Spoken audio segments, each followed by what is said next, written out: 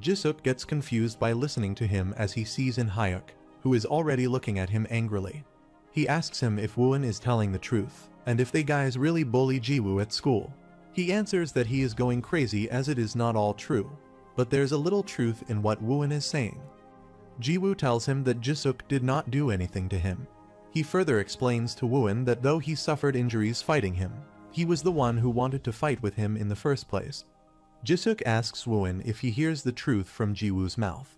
Mr. In-hyuk realizes the reason why Jisuk calls Jiwoo at that place. Jiwoo tells all of them that Jisuk called him and told him that some guys were going to come and get him. Jisuk tells them that he wanted to show Jiwoo how powerful his awakened abilities really are, and it was pure luck that he managed to hit him and not because of his abilities. Mr. Park concludes that Jisuk is a reckless kid, as he brings an injured patient to gloat about his abilities. They all went to the hospital.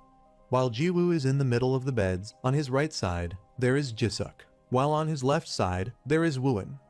Jisuk is sitting angrily and asking the reason for his being in the hospital, as he is totally fine, whereas Wooin also finds this unnecessary. Mr. In-hyuk tells Jisuk to stay at the hospital as they will monitor his health while he is at the hospital, and the same goes for Wooin.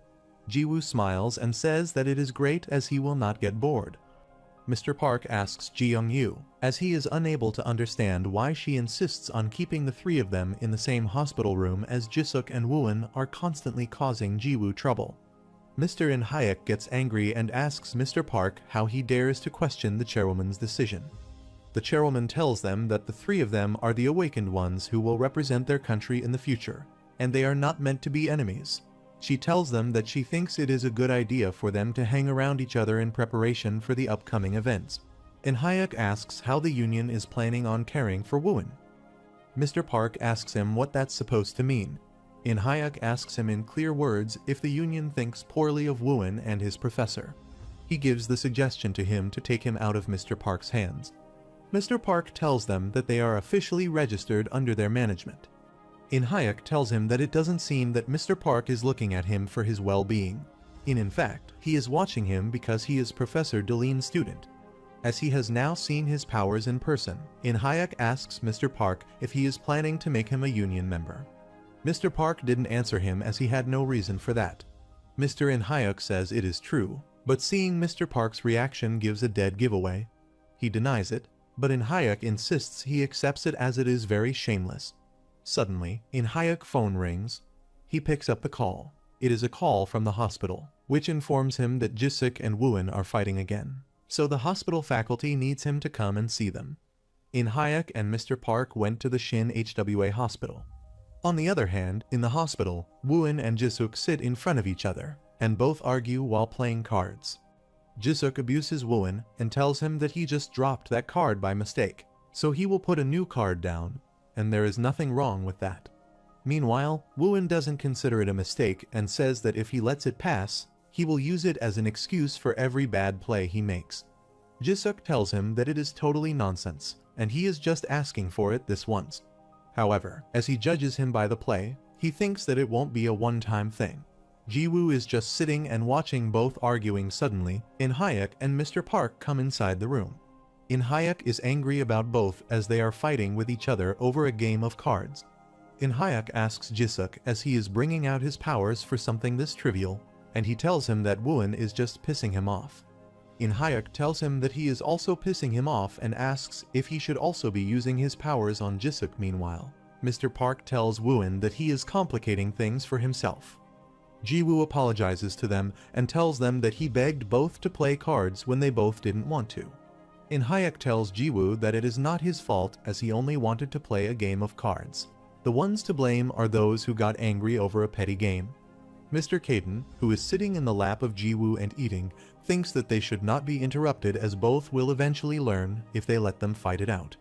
In-hyuk sees Mr. Kaden and thanked God that he is not bothered by all of this. Jisuk tells In-hyuk that the cat seems to eat too much and asks if all the cats eat this small amount of food. In-hyuk becomes angry, grabs him by his collar, and dares him to not say it again. He wonders as he doesn't say anything, except that the cat eats too much. In-hyuk uses abusive words for Jisuk as he is angry, and asks him if the cats are not allowed to have big appetites. Jisuk explains to him that he never said that the cats were not allowed to eat that much. He just meant that it seemed weird. Hayek tells Jisuk that Mr. Kaden would not eat more than him, and if he does, there is no problem with that, as Jisuk also eats a ton as well. He also warns him to watch what he says and leaves his collar. Hayek brings some more cat chew from the pocket of his coat and asks Mr. Kaden to try it out and give it to him. Jiwoo asks Mr. Hayek if he can drop them off at his house as he knows he is taking care of his cats, but he wants to see them himself as he is also missing them. Hayek agrees with Jiwoo. Their health is much better now, so going home is not such a big deal anymore, and he tells them that they will give him a ride. Jiwoo thanked him. Jiwoo asks Woin if he will join him in going to his home. He also asks Mr. Park if he doesn't have any problem with Woin going with Jiwoo, as Jisuk, Mr. Park, and Hayek are all waiting in the car for Jiwoo and Woin outside Jiwoo's house as he opens the door of his house, gets happy to see his kittens, and asks them all how they have been. Woin sees the sample of the professor lying on the sofa. Jiwoo tells him that he wants to show the cat that the professor used as his test subject, and informs him that he is doing better now. Ever since then, he has been sleeping an awful lot. He doesn't care about what happens around him and tells him that there is physically nothing wrong with him. Jiwoo also tells him that he saw that it was him who left animals and money to treat them in front of the vet clinic. He saw it from security footage and asked him if all those animals were the ones that the professor used in the hospital test. Woin tells Jiwoo that he used to tell Professor that the animal had died and then took them to the vet. Jiwoo tells him that the vet said they were all recovering. All the kittens come near Woin. He starts to see them all. Jisuk comes inside the house and asks Jiwoo why there are so many cats in his house. At the same time, Mr. Hayek is sitting on the ground, watching the cats and talking to them. Jiwoo sees all the mess all over the house and wonders what this is all as the house has gotten messy since he has gone. Hayek offers Jiwoo help to clean up the mess, but he refuses to give it to him, saying that he can do it himself. But Hayek tells him that he is glad to help as it was not this messy yesterday. Jisuk says that he is kidding about all that clutter in a single day as he thinks that it is more than a day's worth of mess. Hayek says that they are healthy and energetic cats. Jiwoo agrees that those three are very energetic cats.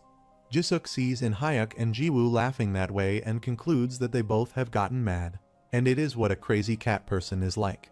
Jisuk wonders if it is a doghouse or a cat house, and concludes that this place isn't suitable for human living. Suddenly, a cat comes near Jisuk and starts playing with his legs by rolling himself around. Jisuk thinks that the cat is kind of cute. He looks aside at Mr. Kaden, who is sitting at the stairs. Disk asks Jiwoo what is wrong with the cat over there, as whenever he sees Mr. Kaden, he gives him an annoyed look.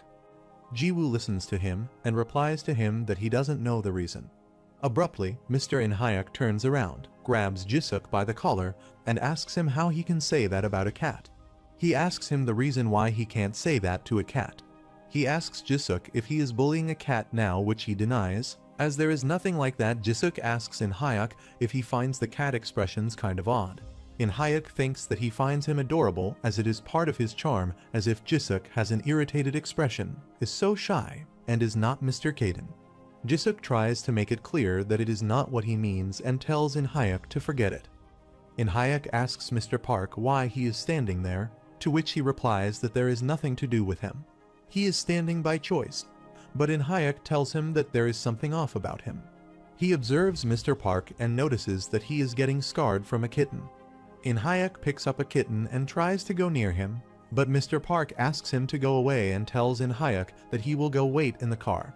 Hayek asks Mr. Park if he is seriously scared of cats and laughs, by thinking that who would have thought that Mr. Park, one of the top 20 on Korea's Awaken Power list, is afraid of cats. Mr. Park calls Hayek nonsense and clears him that he is not afraid of cats. He just finds them annoying. Hayek asks him if he is not frightened of cats and why he is trying to run away. He says that he is not running away. He is just going, as there is no need for him to be at this place. When Hayek tells him that he doesn't think that Mr. Park gets angry, he asks Hayek if he wants to have a fight with him. Jiwoo stops both from fighting and requests that they both have a seat.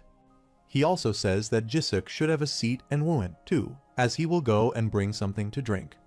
Mr. Caden thinks that the past days have been so uncomfortable with all those people that he has to think before saying or doing anything. They all sit down. At the same time, In-hyuk is busy with a kitten. Ji-woo is pouring drinks into the glass. Meanwhile, Mr. Caden says that he can't help it, as he will just have to put up with it. In-hyuk went to the chairwoman, who inquires if it's true that they all are having a sleepover at Ji-woo's house. In-hyuk confirms this news and informs her that the three of them are sleeping over at Ji-woo's house and will return to the hospital tomorrow to get one final checkup. Ji-young-yu asks In-hyuk if Jisuk is also going to sleep at Ji-woo's place, to which In-hyuk says yes. The chairwoman asks him that, so he tells her that Jisuk himself says to him that he will sleep at Ji-woo's house as well. In-hyuk replies, yes. Ji-young-yu is surprised. Meanwhile, at Ji-woo's house, at the same time, the disc is lying on the sofa, and the Ji-woo and Woo-in are on the floor.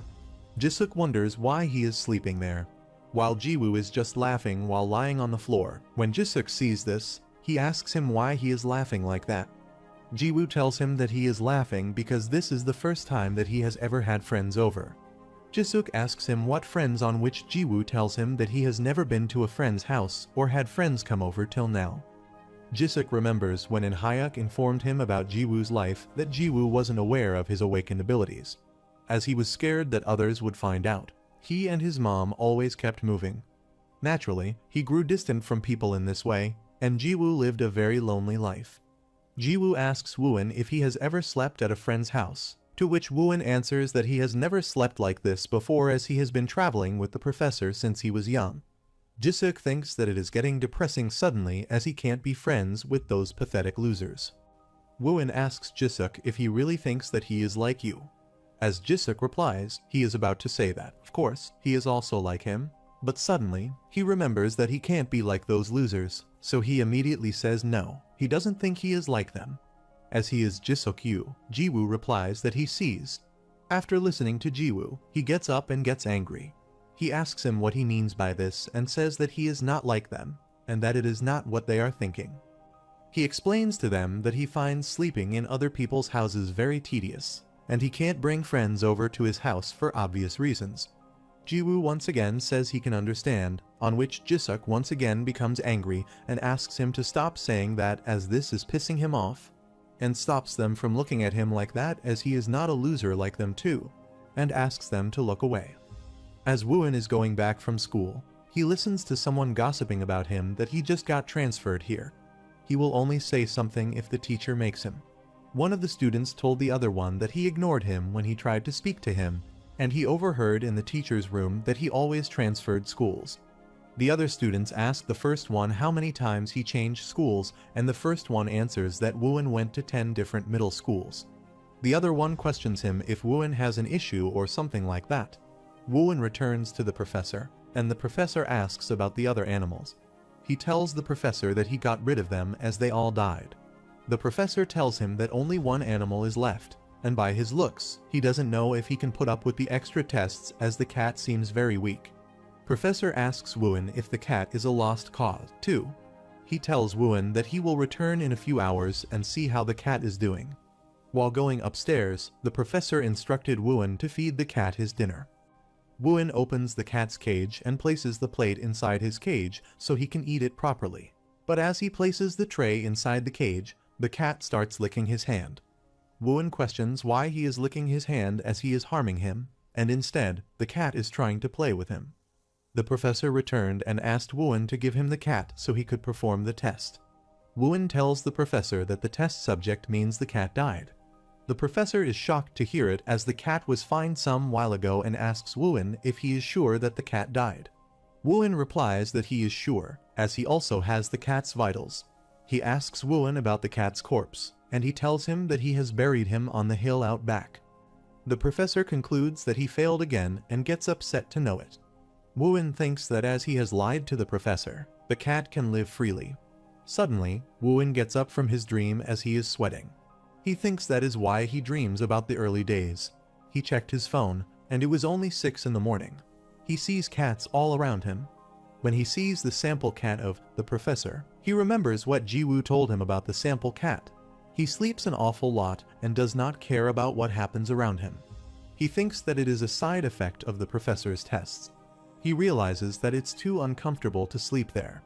Suddenly, Jisuk awakens from sleep and gets out of bed. Wooin asks Jisuk where he is going. He gets angry and tells him it is not his fault. He can go wherever he wants and slam the door violently. Jiwoo gets awake from his sleep by the door slamming. He sees the sofa is empty and asks Wooin about Risk. He also stands up and is about to go and bid goodbye to Jiwoo, as he will see him later. Mr. Caden thanked God that they all left the place as he couldn't talk with them around.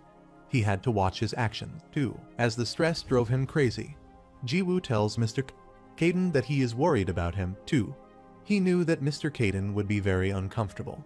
Mr. Caden asks Jiwoo if he is seriously worried about him as he is happy spending time with those two. He asks Jiwoo if he is sure that he was worried about Mr. Caden. Jiwoo assures Caden that he is really about him, too. But Caden asks Jiwoo to stop lying. Jiwoo apologizes to Mr. Caden and apologizes to him for not paying more attention to him. Jiwoo further explains to him that it was his first time having a friend to talk to. He had no friends to talk to here and there, but he kept his distance. As he was scared that they would find out his abilities, Mr. Caden asks Jiwoo to forget about it as he blabs and merely jokes. Mr. Caden asks him to forget and tells him that he cannot work on his abilities, so he can do it now as they are all gone. Caden advises him to train hard to avoid losing to them again. Jiwoo says yes, sir, and asks Mr. Caden if he was upset that he didn't pay him attention. Mr. Caden becomes angry and asks him if he wants to die. Jiwoo apologizes to him for the nonsense. They both go out for a walk. Jiwoo feels great as it is the same route he has been using for a long time, but this time he feels refreshed. On his way, Jiwoo feeds the stray cats and asks them to eat slowly if they don't want to get sick. Refrain from fighting as they have much food, so they do not need to fight over food. Mr. Caden, standing at some distance and watching Jiwoo, thinks he can't understand that kid. Jiwoo gets happy as he finishes the rounds. Mr. Caden tells him that he is something, as he just got better, and he feeds the cats again. Mr. Caden asks Jiwoo if he is not tired of it. Jiwoo tells Mr. Caden that he likes to do this, so he does it for his own happiness, and he misses those stray cats as much as the 3 kittens. He sees a pair of dogs coming towards him that are very huge in size. The owner of the dogs advises Jiwoo not to get startled as his dogs don't bite. Mr. Caden wonders if the dogs are coming his way. The owner of the dogs thinks that what the fat Mr. Caden is doing. Mr. Caden got angry to listen to him as he was going crazy by his comments on him. The dog owner asks Jiwoo the reason because of which his cat is so fat as he has no cat as fat as him. He asks Jiwoo if Mr. Caden can run. His dogs come near Mr. Caden and start growling. Their owner orders them to stop as it could make the cat faint. He thinks Mr. Caden is so scared that he won't budge. Mr. Caden realizes that he should have changed himself into that kind of animal, and wonders why such a fat cat is chosen from so many animals. Mr. Caden takes a step forward toward the dogs. Their owner screams that he can't jump at them like that.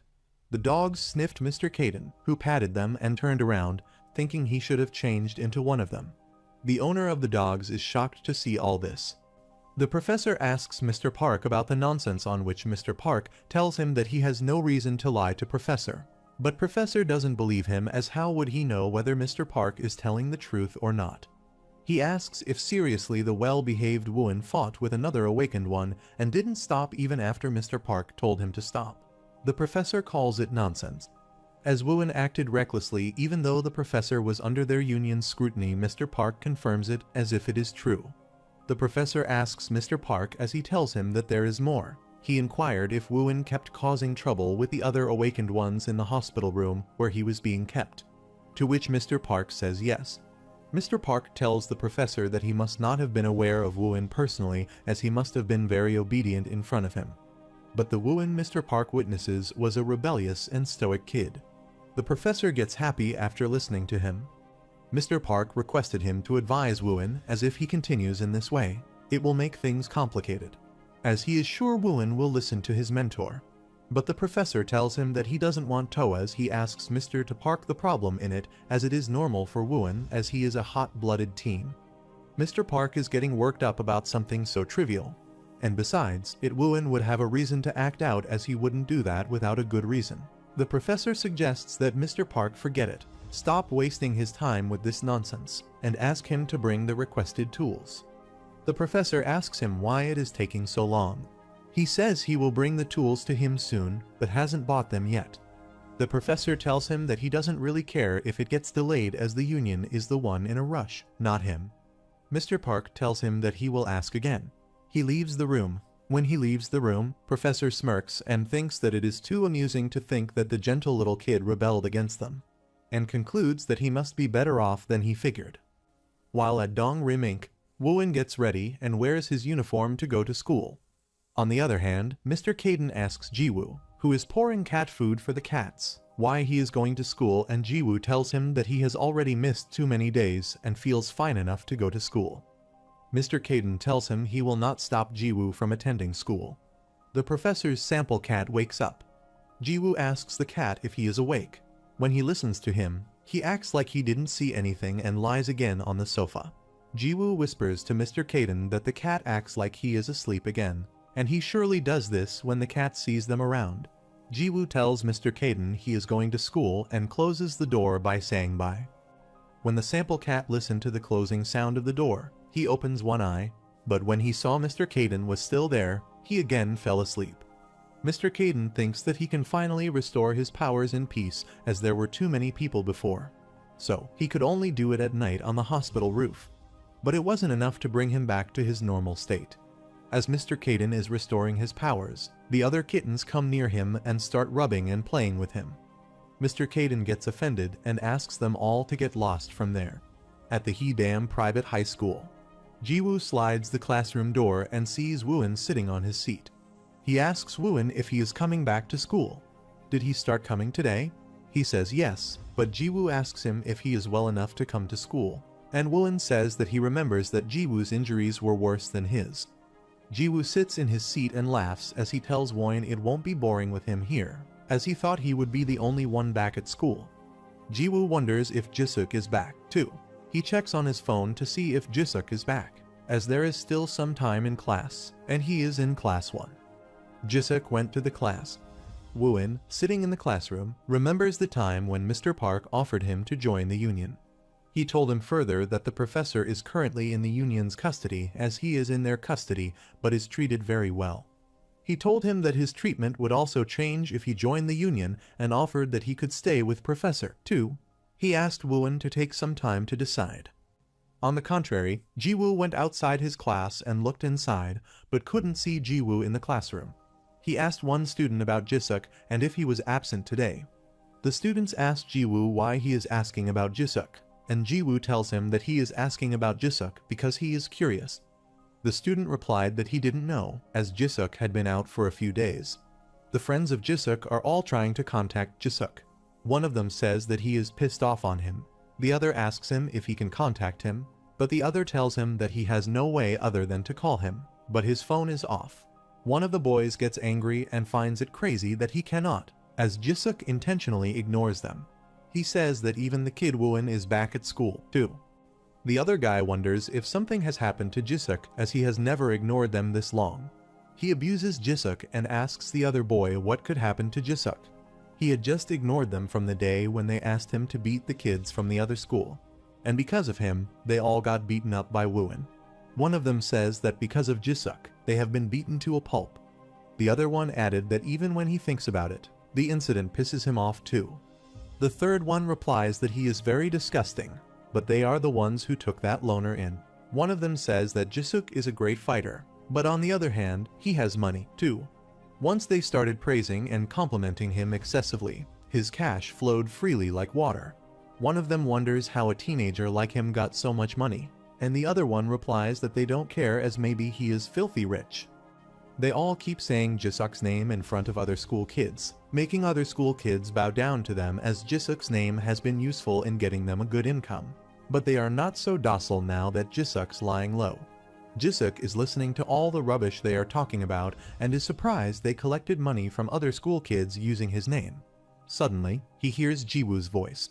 who happens to come there and ask those kids if he hears it right that they collected money from other school kids using Jisuk's name. One of the boys asks Jiwoo where he came from. Jiwoo asks them if Jisuk knows that they collected money in his name. The boys ask him not to get involved in their matter as he has no clue about, and it is not his business. Jiwoo asks them if they are not Jisuk's friends. One of them abuses Jisuk and tells Jiwoo that he has never considered them his friends, and tells Jiwoo to know the damn truth before opening his mouth. Jiwoo becomes angry and says that they are still his friends apart from him. Jisuk wonders why Jiwoo is meddling in other people's business, and goes from that place. Thinking this, Jiwoo is telling. Wooin was so surprised that the school staff was surprised. He thought they would suspend him because he had been absent for so many days without notice. But the teacher asked him if he was okay. He told him that he was going to his house when he suddenly stopped coming to school, but no one was home and no one would answer the phone, and asked Jai to see if he knew how worried his teacher got. He found out later from Jiwoo Seo's guardian that he was in a car accident. Jiwoo Seo tells Wooin that it is a relief that Shin HWA has covered up for him. Wooin tells him that they didn't put much thought into coming up with an excuse, as the teacher asked Wooin if he was okay because he got to know that Wooin was in a car accident too. The teacher told him that the troublemaker in the other class means Jisuk supposedly got into a car accident as well, and said Wooin that what kind of coincidence is this that all the three of them all got into a car accident without being in the same car, and concluded that people should drive more carefully. Jiwoo agrees that using the same excuse for all three of them wasn't the smartest idea. Jiwoo asks Wooin to let's stop by his house. He asks him why his house is on, to which he replies that he is wondering why Kitty woke up this morning. As they pass, they see Jisuk, who is waiting outside his house. Jisuk asks them why they took so long to reach there and what made them take that long. Jiwoo tells him they come right after school and asks if he has waited for them for so long. Jisuk denies it and says that he just got there. Jiwoo asks Jisuk about his sudden visit and asks him if he came to hang out, which he calls nonsense and tells him that he didn't come there of his own free will. He came there because In Hyuk told him that he would pick him up from there. Jiwoo realized that they a follow-up at the hospital today. Jiwoo says it is good that Wooin came with him as they could go together.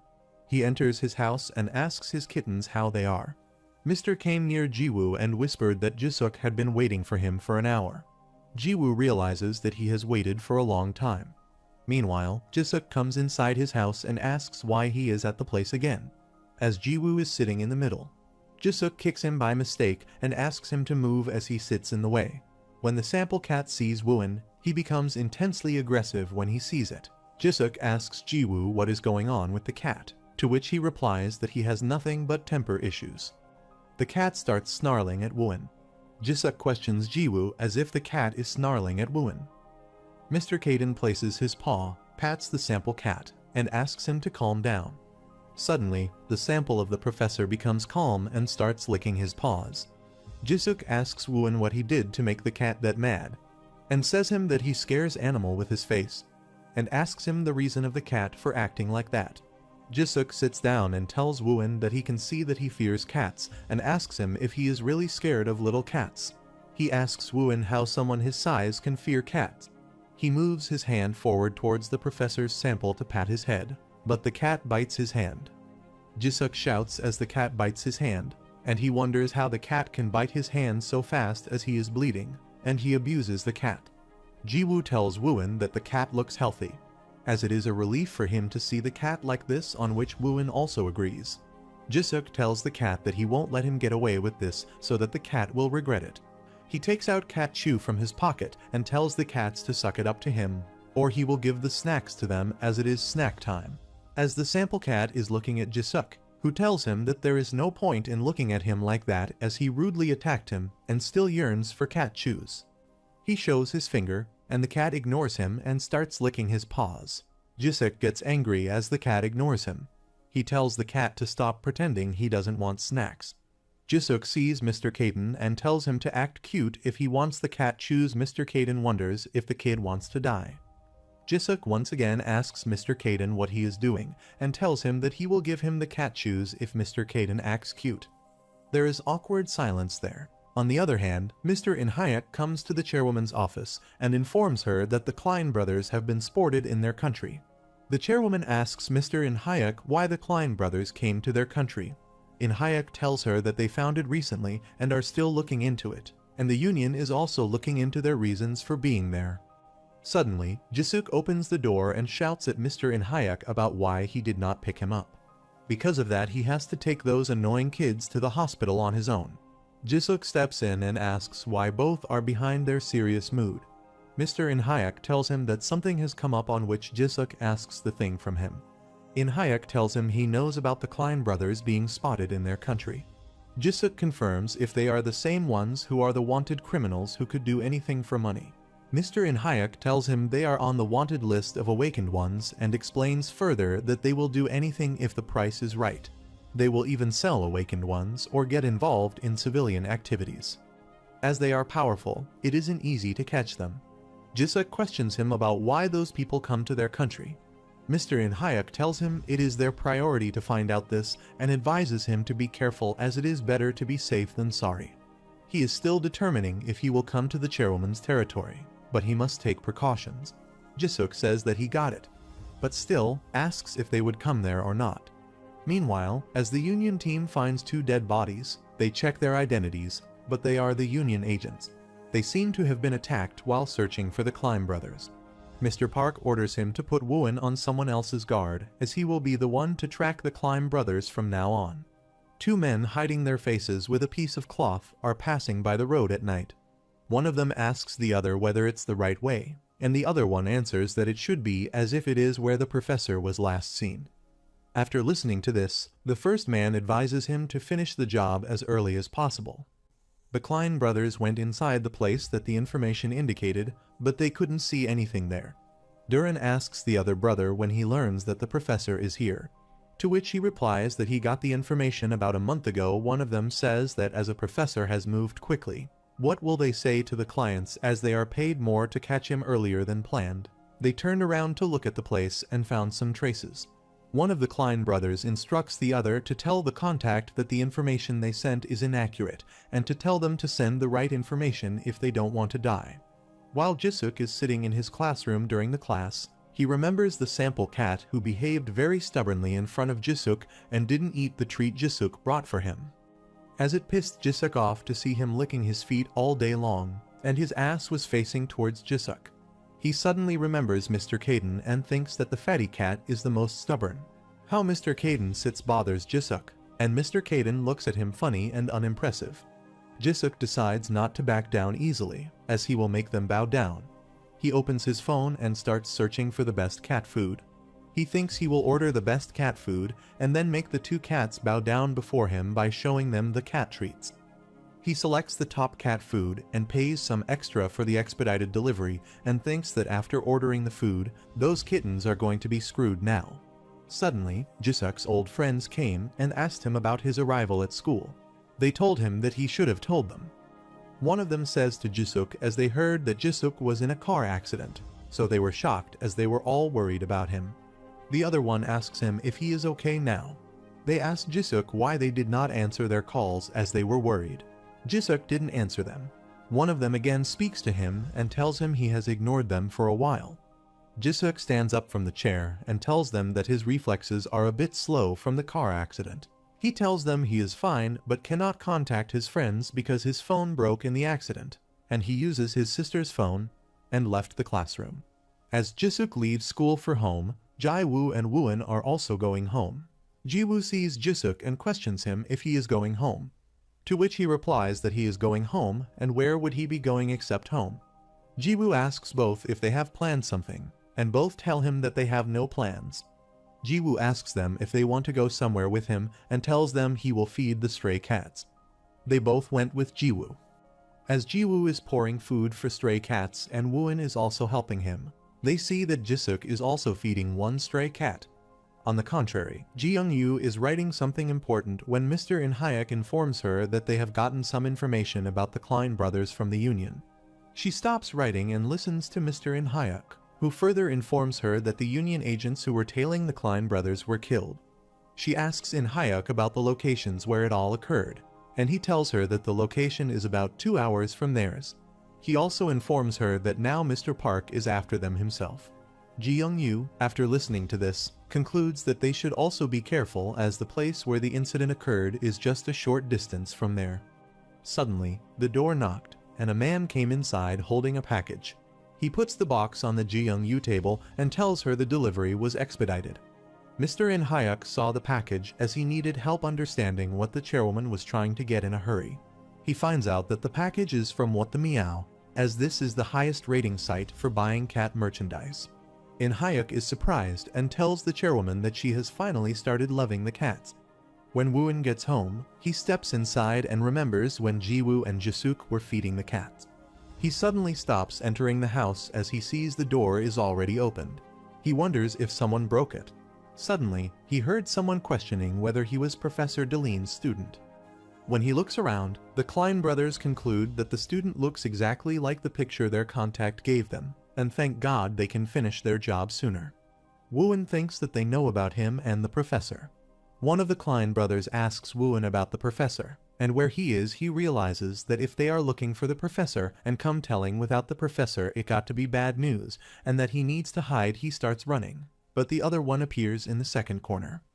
One from behind appreciates Woo-in as he has good reflexes as he is running off right behind, as he thought that Woo-in would be caught off guard by the situation. They instructed Woo-in not to run away before they were down talking. One of the Klein brothers puts their hand on his shoulder suddenly. He starts feeling pain. As he burns his skin they ask him to listen to them carefully and don't try anything funny. Woo-in realizes that the person may have touched him, and still he gets burned. Klein brothers start laughing as they think he is scared. One of the Klein brothers asks the other to go easy on him. They ask Woo-in to stop pretending and warn him to answer them. Woo-in asks the Klein brothers about who gets happy and says he should have acted like this. They then repeat the question, where is the professor? Suddenly, Woo-in attacks them. However, one of the Klein brothers also attacks him with their gazes and appreciates him, saying he is pretty good for his age and has great timing. Woo-in realizes he couldn't hurt him and wonders how Klein's brother could block his attack with that little notice. He said to Woo-in that he is now sure he is a student of Professor Deline as his awakened abilities are like those of a professor. One of the Klein brothers says to the other that he is a good catch as he is the only professor student. Woo-in realizes that that man knows about the professor and his abilities but doesn't even know who they are. So, he decides he can't let them catch him as this is not good. He stores his energy and attacks both with both of his hands. But again, he blocked the attacks of Woo-in so easily. The Klein brother wonders about the problem with Woo-in as he has already heard that he is young, but his awakened abilities are quite powerful. They decided mutually to finish it here as the whole thing is taking so long. Duran starts concentrating on his energy as he is about to attack him. Woo-in realizes that the Klein brother concentrates his energy first and then materializes his attack and wonders if he is the same one who just attacked him recently. Duran attacks Woo-in, but he successfully blocks his attack, on which Duran realizes that he has good control over his powers. Duran again attacks him, who tries to block those attacks, but realizes he is too strong as he uses such powerful abilities so effortlessly. The other one tells Duran to stop playing around. Woo-in again tries to attack them, but suddenly he gets attacked by them who throw fire near him. He thinks that when those fireballs will burn, and suddenly, with the booming noise all around, blast he fell helplessly on the ground. They both picked up him and started walking through the streets. They concluded that he was very useful as they would get rid of him after he had given the information regarding Professor Deletion. However, selling him would be worth the hassle as he will be in high demand for being so strong at such an age. As Mr. Park is driving, he thinks that there has been no trace of them since their agents were attacked. And I wonder if they have started covering their tracks. Suddenly, his phone started ringing. Mr. Park picks up the phone and asks the reason for calling him. One of the members of the union committee tells him that they can't get in touch with Woo-in, and further tells him that Woo-in doesn't normally answer the calls. But it is the first time that he hasn't texted back for 2 hours. Mr. Park asks him if Woo-in is with Shin HWA. The agent tells him they have also called Shinhwa, but Shinhwa tells them he has not gone there today. Meanwhile, in Jiwoo's house, Jisuk plays a game on his phone and receives a call from In Hyuk. Jisuk attends the call. In Hyuk asks Jisuk where he is, and he tells Mr. In Hyuk that he is with the cats. In Hyuk asks him if Wooin is also at Jiwoo's house, to which he tells him that Wooin is not with them as he has already left the house. In Hyuk asks him about when he left Jiwoo's house. He answers and informs him that he left the house about 3 hours ago. Jisuk asks In Hyuk why he is asking such things, to which In Hyuk tells him that the union called him, saying that Wooin has not answered their phone and it's been a few hours since they last heard from him. Jisuk inquires if he is telling him that the union called him up to tell him that they can't get in touch with Wooin, and he calls him because of that. In Hyuk agrees that Jisuk becomes angry and tells him not to call again for something like this. Mr. In Hyuk apologizes to him, and he cuts the call. Jisuk wonders why In Hyuk is asking him about Wooin not answering his phone. Jiwoo questions Jisuk about Wooin not picking up the call. Jisuk explains that the union is called In Hyuk, which is why In Hyuk called him. He tells Jiwoo that Wooin is not a kid, so why are they making a big deal about him not answering the phone? Jiwoo stands up and is about to go to check on Wooin. Jisuk asks him why he will check on Wooin, and Jiwoo tells him that he is worried for him. Jisuk asks him not to worry, maybe he is going to be with his girlfriend. If he had a girlfriend, then Jiwoo would be relieved, but Jiwoo tells Jisuk that there is no way that he could have a girlfriend. Jisuk finds it all annoying and wonders what he will do alone at Jiwoo's house. Jiwoo grabs Mr. Kaden in his arms. He asks Jiwoo why he is taking Mr. Kaden with him. He tells Jisuk that he is taking the cat, and that the cat would probably be able to find Wooin by his scent as he must be useful. Mr. Kaden thinks as he is not a do-so, how can he be able to perform the task? Jisuk and Jiwoo went to the place where Wooin lived. Jisuk asks Jiwoo if it is the place where Wooin lives, to which he tells him that is what Wooin told him, as he tells Jiwoo that he was staying at the old research lab. So, he is around here somewhere. They go inside the lab, but it looks deserted. Jisuk asks him if he is sure it is the same place where Wooin lives. Jiwoo tells him it is the same place that Wooin told him about. He opens the door of his room and wonders how Wooin lives in a place like this. Suddenly, a union committee member came to the place and asked them what they were doing, and inquires if they are with Mr. Park. On which they agree. The members inquire if they are Jiwoo, Seo and Jisuk, and asks them what both are doing there. Jiwoo tells them that he heard that Wooin was not answering his calls, so they came because they got worried. They instruct them to go back and let the union worry about Wooin. Jiwoo thinks that where did Wooin go? If the union is looking for him, he must be in trouble. Jisuk tells Jiwoo that he is not a kid and must be fine. He turns around and sees some traces. He asks Jisuk to look at the traces because of awakened abilities being used. They both hear the voice of some member reporting to the director of Union, Mr. Park, that they have found proof that there was a fight near Wooin's place and request backup, as they will go ahead and search the premises. Jiwoo and Jisuk see the blood on the ground. He wonders if Wooin's fight causes the blood, so Wooin does not attend the call. Jisuk wonders who the man has the nerve to mess with their turf. He calls Mr. In Hyuk and informs him that they are at Wooin's place, and there are some traces of a fight between awakened ones. He asks him if he is not aware of the trouble brewing. Jisuk further says they have met a couple of Union agents while searching the area. Mr. Kaden tells Jiwoo that he is sure Wooin was attacked here. Jisuk tells Jiwoo that he has just informed In Hyuk, so Shinhwa is sending their backup. Jiwoo puts a hand on the blood of Wooin. He asks him what he is doing, on which Jiwoo tells him that he is sure this is Wooing blood. Jiwoo stands up and says to Jisuk to have a look around. Mr. Kaden asks him if he is sure that he will accomplish it. He asks Jiwoo to leave it to the Union and Shinhwa, but Jiwoo says he will look around as if Wooin is in trouble, so they can't just sit around. But Jisuk says that Wooin is tough, so he can take care of himself, to which Jiwoo replies that if someone has taken Wooin, it means he is more powerful than him. Jiwoo asks him what he means. Are they just going to stand and do nothing for Wooin? Jisuk asks Jiwoo if Mr. Kaden can help them find him, as he may find Wooin using his smell of the blood, as this is what they do in movies.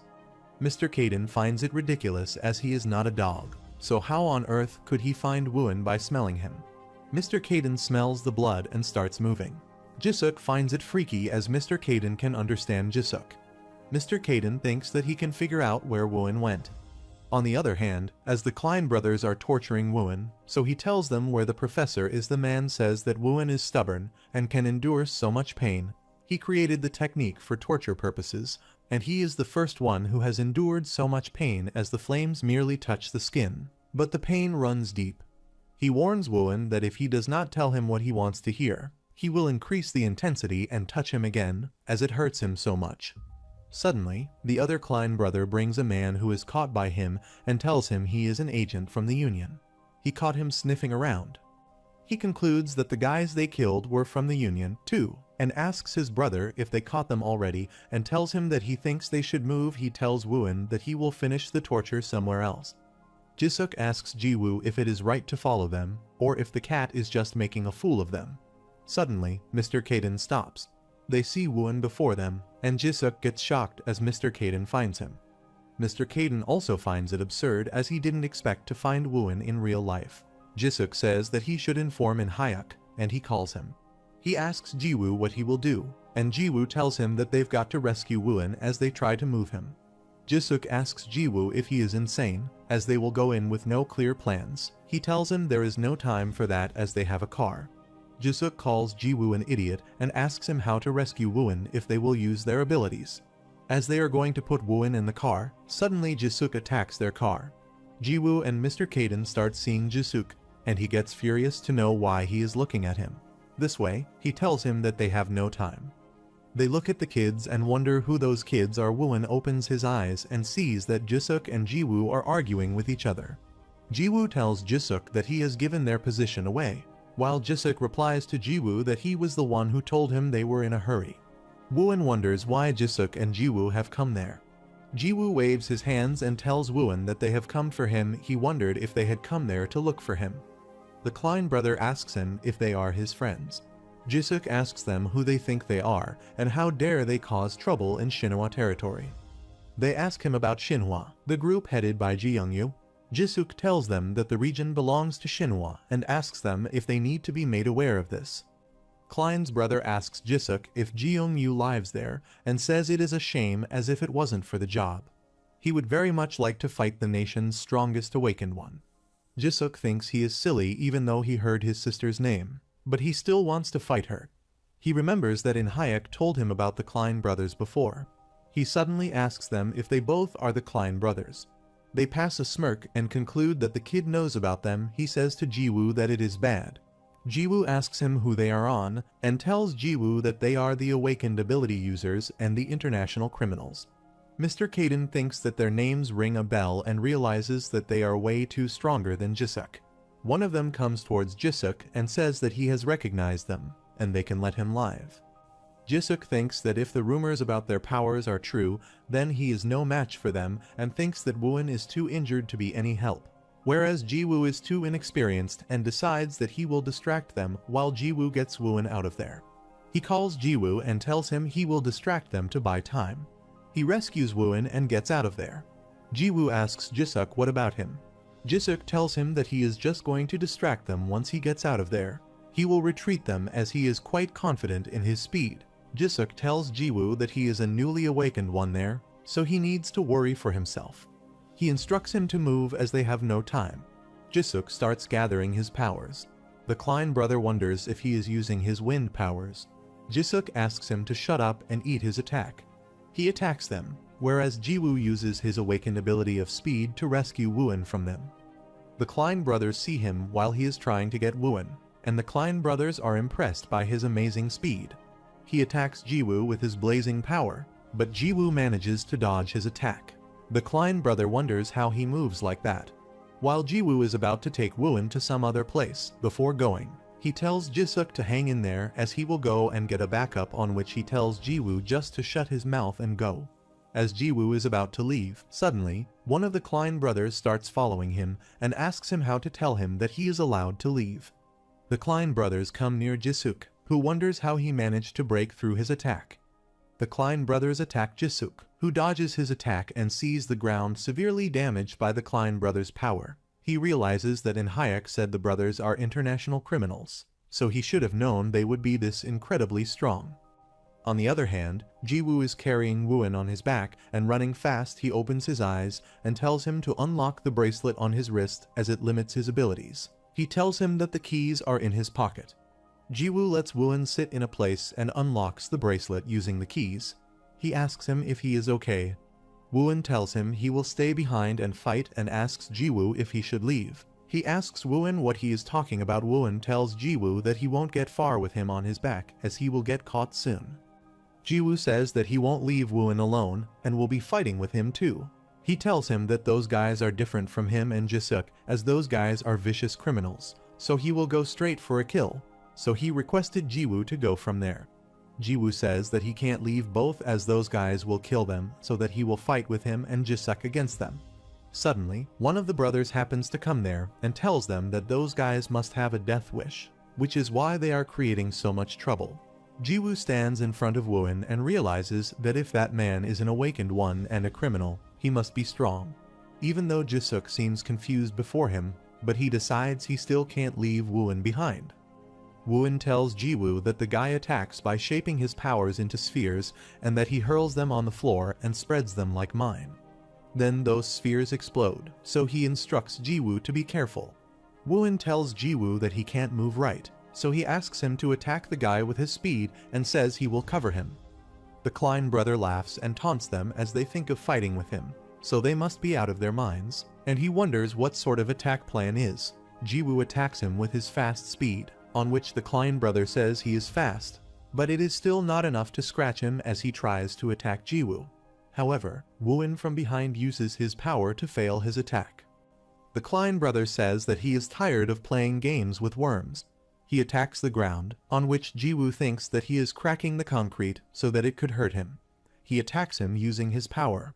Suddenly, Jiwoo remembers when Mr. Caden instructed him that powers are important, but in fights, the state of mind becomes everything that applies to all fighting levels when it comes down. In a fight, the average person and the awakened one are all the same.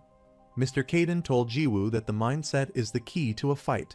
Having the appropriate mindset can lead him to victory, which goes double when it comes to fear, as a bad mindset could even kill him.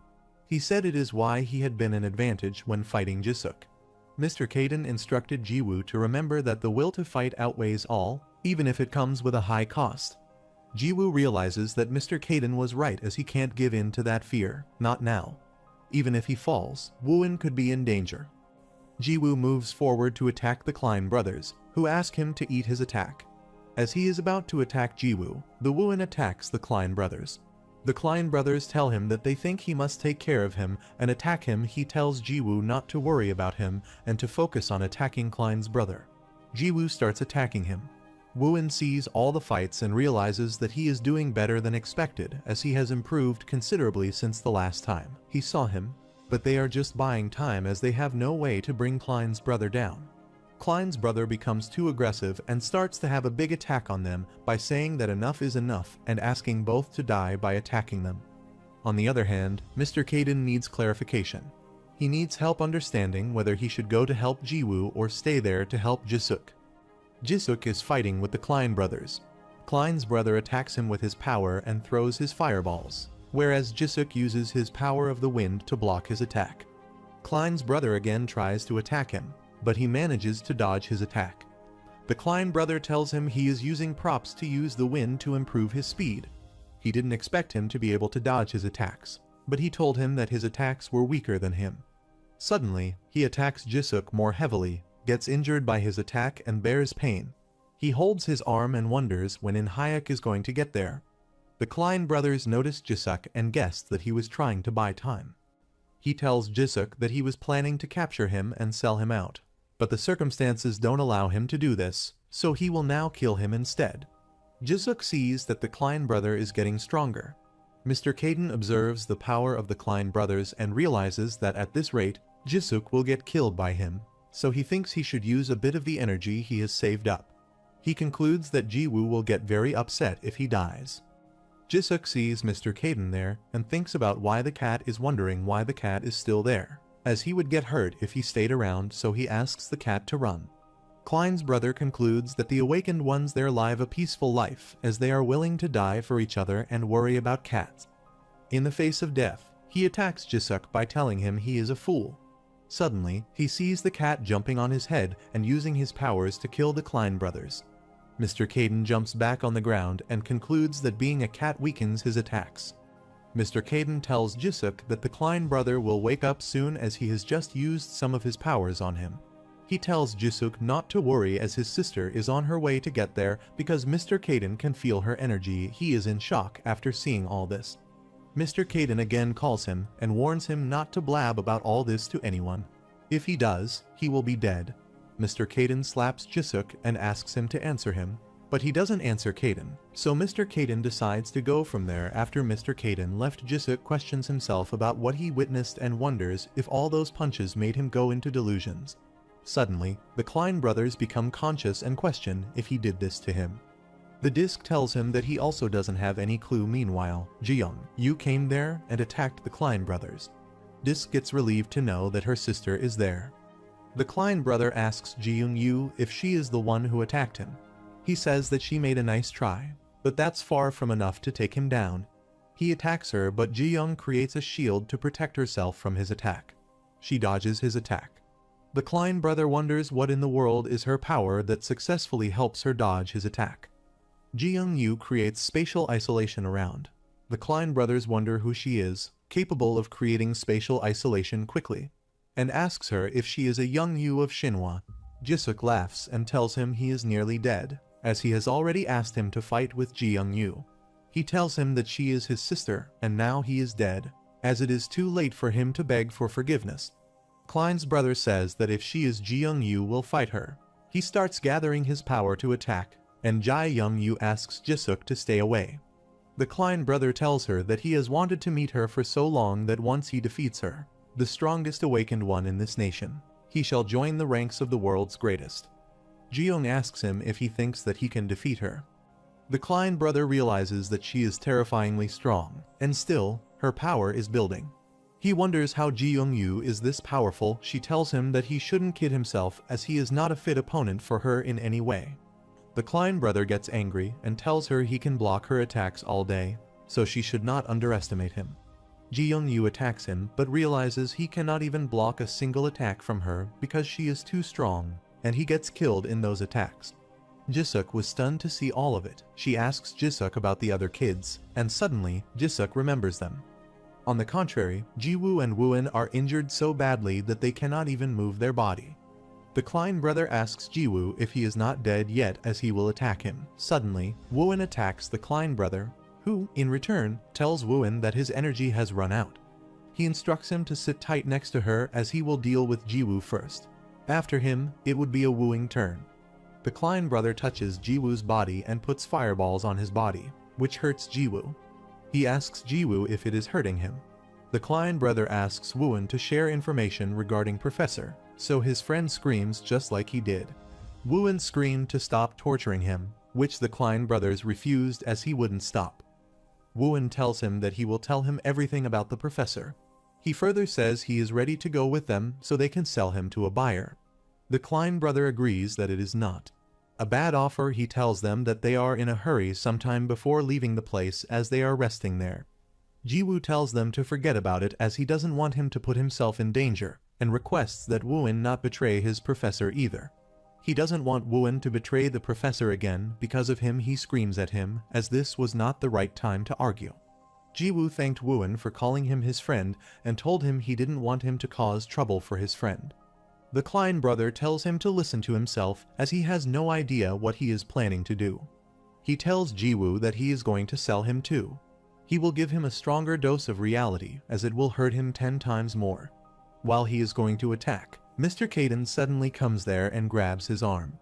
The Klein brother asks Caden who he is, and he replies that it is none of his business and tells him that his hand relates to hold. Mr. Caden breaks his arm and calls him a weakling, which makes the Klein brothers angry. He asks him how to dare he break his arm. As he moves forward to attack Mr. Caden, Ji-woo screams at Mr. Caden to watch out for the Klein brothers' attack.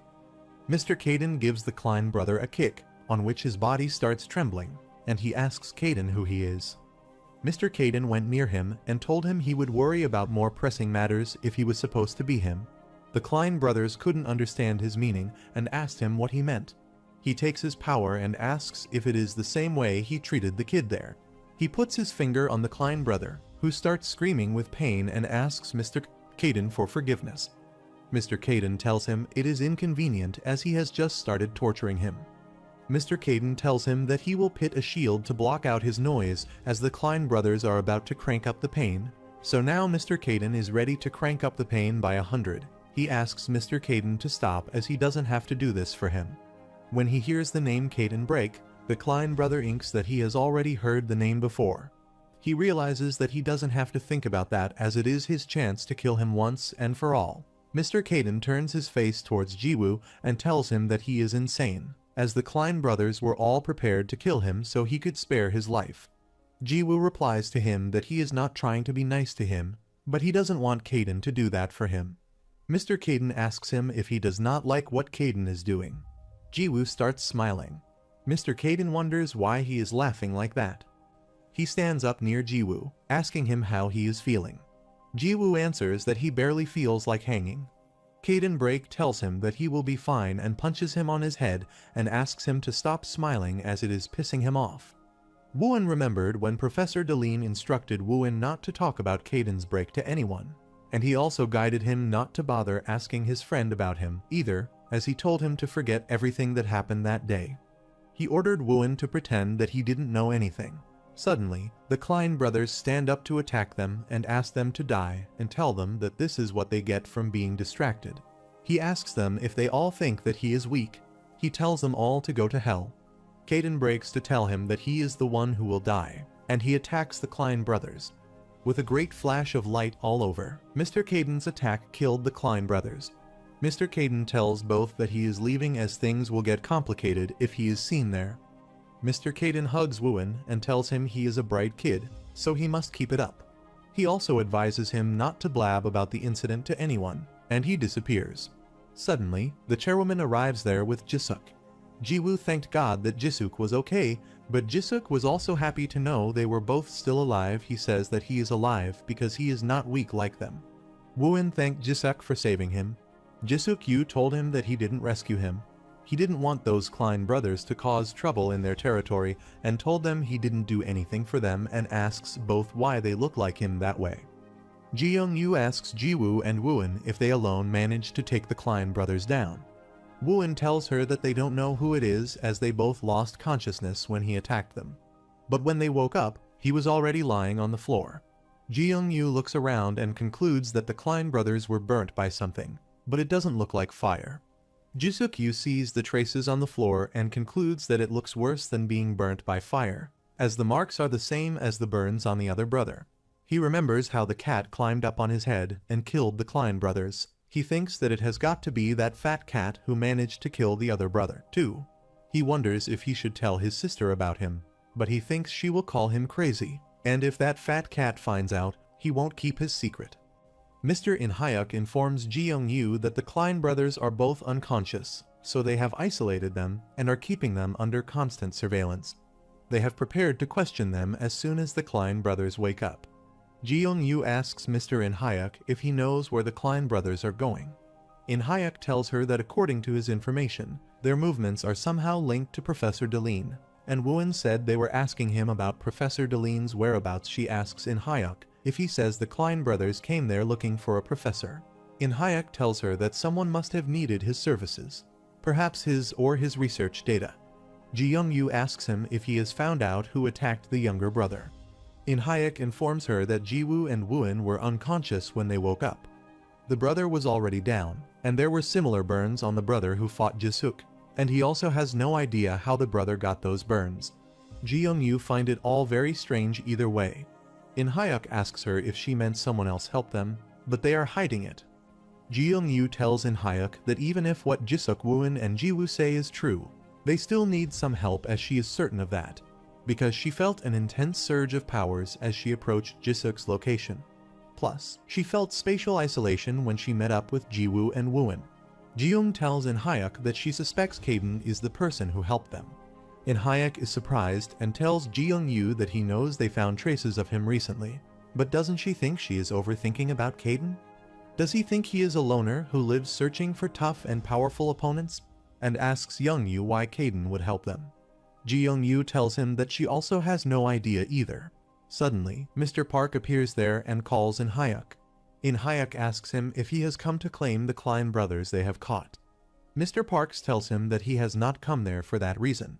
He tells him that he has heard that his agent would have died if they had not arrived on time, as it is Mr. In Hyuk who found and moved him from there. In Hyuk tells him that he has found him as he was in a bad state. Mr. Park says thank you to him. In Hyuk smiles after listening to him and says that he never thought there would be a day when Mr. Park would personally thank him. In Hyuk asks Mr. Park if it must be long before he says thank you to him, to which Mr. Park replies that he recognizes thank you when it's due. In Hyuk replies that he knows, and it's not like he wouldn't have done the same for their Shinhwa agents. I asked him what the point of saying an awkward thank you was and went downstairs. At the hospital care at Shinhwa, as the three of them are admitted there, Jisuk is deeply thinking as he knows that the Klein brothers are strong, but he doesn't think they are that much stronger than him. He realizes that he always imagines things, especially when In Hyuk always questions him, but it is the cat, and wonders if a cat can have that much power. He realizes that he knew from the very start that there was something odd about the cat. Even his eyes look menacing. He suddenly gets up on his bed and asks Jiwoo about his cats. Did Jiwoo get them through adoption? He asks Jiwoo how he got those cats, on which he tells him that they are all stray cats. Jisuk asks him whether they are just stray cats, to which Jiwoo laughs and asks if they are attractive and tells him that even stray cats are adorable, as they are also smart. He can tell him if he wants to spend some time with them. He thinks he is crazy as the cat is no ordinary street cat. He asks Jiwoo to think about his fat cat if he finds something odd about his fat cat. Jiwoo starts thinking about it and tells him that he is strangely adorable. Jisuk asks him to stop joking around. Jiwoo asks him why he is asking him such things, and he says that the cat stopped saying it as he suddenly remembers that the cat threatened him and would kill him if he told anyone the secret. Jiwoo again asks him what the one is about, and Jisuk says he is too adorable. Jiwoo agrees with him and says that he is way too adorable. He adds that all his cats are very obedient, too. People often think that cats don't listen, but quite a few are obedient, as those sorts of cats are called. Wooin suddenly interrupts and says that those kinds of cats are called dogs. Jiwoo agrees and says those cats look cute when playing with each other. Wooin agrees that he is saying true. He says that he just started missing him after talking about him. Wooin agrees he is saying true, as he also starts missing the cats. Jisuk realizes that these two guys are two peas in a pod, and they both have a mental illness, as they have no idea how scary that cat is. Suddenly, he feels such an infuriating pain in his chest. Jiwoo asked him if he was okay and if he should get a doctor. He hurriedly pressed a button. A nurse entered the room and asked if those guys needed help. Meanwhile, Mr. Kaden realizes that he used up the power he had saved up and thinks that, at that rate, how is he supposed to return to his original state? He gets angry to think that because of those stupid kids, he had to use his energy, as those kids keep ruining it for him. But he remembers when Jiwoo stopped him from using his energy because of him, whereas he remembered other people in the past who all used to request Kaden to kill people with his powers. He realizes that everyone who had approached him in the past has wanted him to make him fight with his powers. He remembers when Jiwoo brought Mr. Kaden to his house and allowed him to stay there because he was unwell. He allowed him to stay until Mr. Kaden fully recovered. Mr. Kaden concludes that it looks like he has no other choice, so he can regain his energy anytime. In Hyuk asks Jisuk why he is leaving the hospital as he has not recovered yet, on which he replies that he is fine, as everybody else has already been discharged. Why should he do it alone? In Hyuk says that he guessed he was the least injured after all. He says he had the strongest opponent and was least injured because he is also stronger. The chairwoman asks Jisuk if he has ever met Kaden, on which he inquires Kaden, the maniac who is obsessed with fighting top-tier awakened ones. Ji-Young-yu says, as it is what people say. Mr. Kaden asks her if his nickname is Break because he devastates everything in his path, and asks her why she is suddenly asking Jisuk. In Hyuk observes Jisuk and thinks he doesn't look like he is hiding anything. He wonders if the chairwoman needs to be corrected. Jisuk tells him that he is infamously powerful, and the most awakened ones avoid Mr. Kaden. But Jisuk hears that he is a loner after, and says that if he ever got a chance to run into him, he would get the hell away. She asks Jisuk if he knows how powerful those Klein brothers are and appreciates him as he did well in contacting her first. But those opponents were far too strong for him to handle. Jisuk Yu tells him that he knows. Ji-young, you say to him that the reason for his actions this time was far more justified than in previous operations. On the other hand, Ji-woo went to his house, excited that he had not seen Mr. Kaden since the other day and hoped he was fine. He decides to surprise him. He opens his house door, sees all the cats, and asks them if they are all doing good. He sees Mr. Kaden everywhere. He went to the washroom to see Kaden, but Mr. Kaden was not present there. He goes upstairs to find him. He opens the door and sees he is sitting in a hot water bath. Mr. Kaden asks Jiwoo if he has been discharged, and Jiwoo tells him yes, he has been discharged, and asks Mr. Kaden what he is doing there. Mr. Kaden tells him that he is taking a bath. He was going to take a bath in the living room, but the other cats kept pestering him, so he went upstairs for the bath. Mr. Kaden gets out of the tub. As he is going to clean his wet body, he wonders why the body is so round. Jiwoo asks him to let him clean Mr. Kaden's body. He rubs Mr. Kaden's body with a towel. He questions Mr. Kaden if he had used much of his energy to save. He tells him that no doubt he has used his energy in helping him, but he has much energy. Jiwoo apologizes for bothering him and thanked him as he always helps him and never leaves him alone. Mr. Kaden instructs him to stop talking too much and get ready for the preparations, as he must use his energy to save himself because he is still weak and needs lots of training to become strong. He also orders him to help dry his body. Jiwoo says to him that he will do his best from now on. While on the other hand, Wooin returns to his living place as he is still feeling pain because of his injuries. Suddenly, Mr. Park happens to come there as he hears that Wooin has been discharged. He says to him that it would have been better if he stayed in the hospital a little longer as he may look fine apparently, but his body must have gone through a lot. He tells Mr. Park he is already fine as the hospital has treated the deadly wounds, and the remaining will heal themselves with time. Mr. Park asked him about the offer as he gave him an offer, and he must have thought something about the offer after the incident. He must have learned some lesson from the incident because the awakened ones need some group. It is very dangerous for them to live independently like he and the professor designed. He further tells him that if he joins their group, he will live in his faculties, and nothing like this incident will happen again. Wooin asks him for some more time to decide, which Mr. Park agrees with and advises him to think about when he will be ready and decide accordingly. Mr. Park goes back to his office. While walking there, he realizes that Wooin is indecisive and has yet to decide. He wonders if he is this way because he has traveled with the professor for a long time. This could be why he feels uneasy about joining their organization. Suddenly, he hears someone calling his name. He turns his face around and sees the sub-in Lee coming to see him. He asks her why. She told him she had heard something interesting and wanted to meet him in person so she could ask him directly.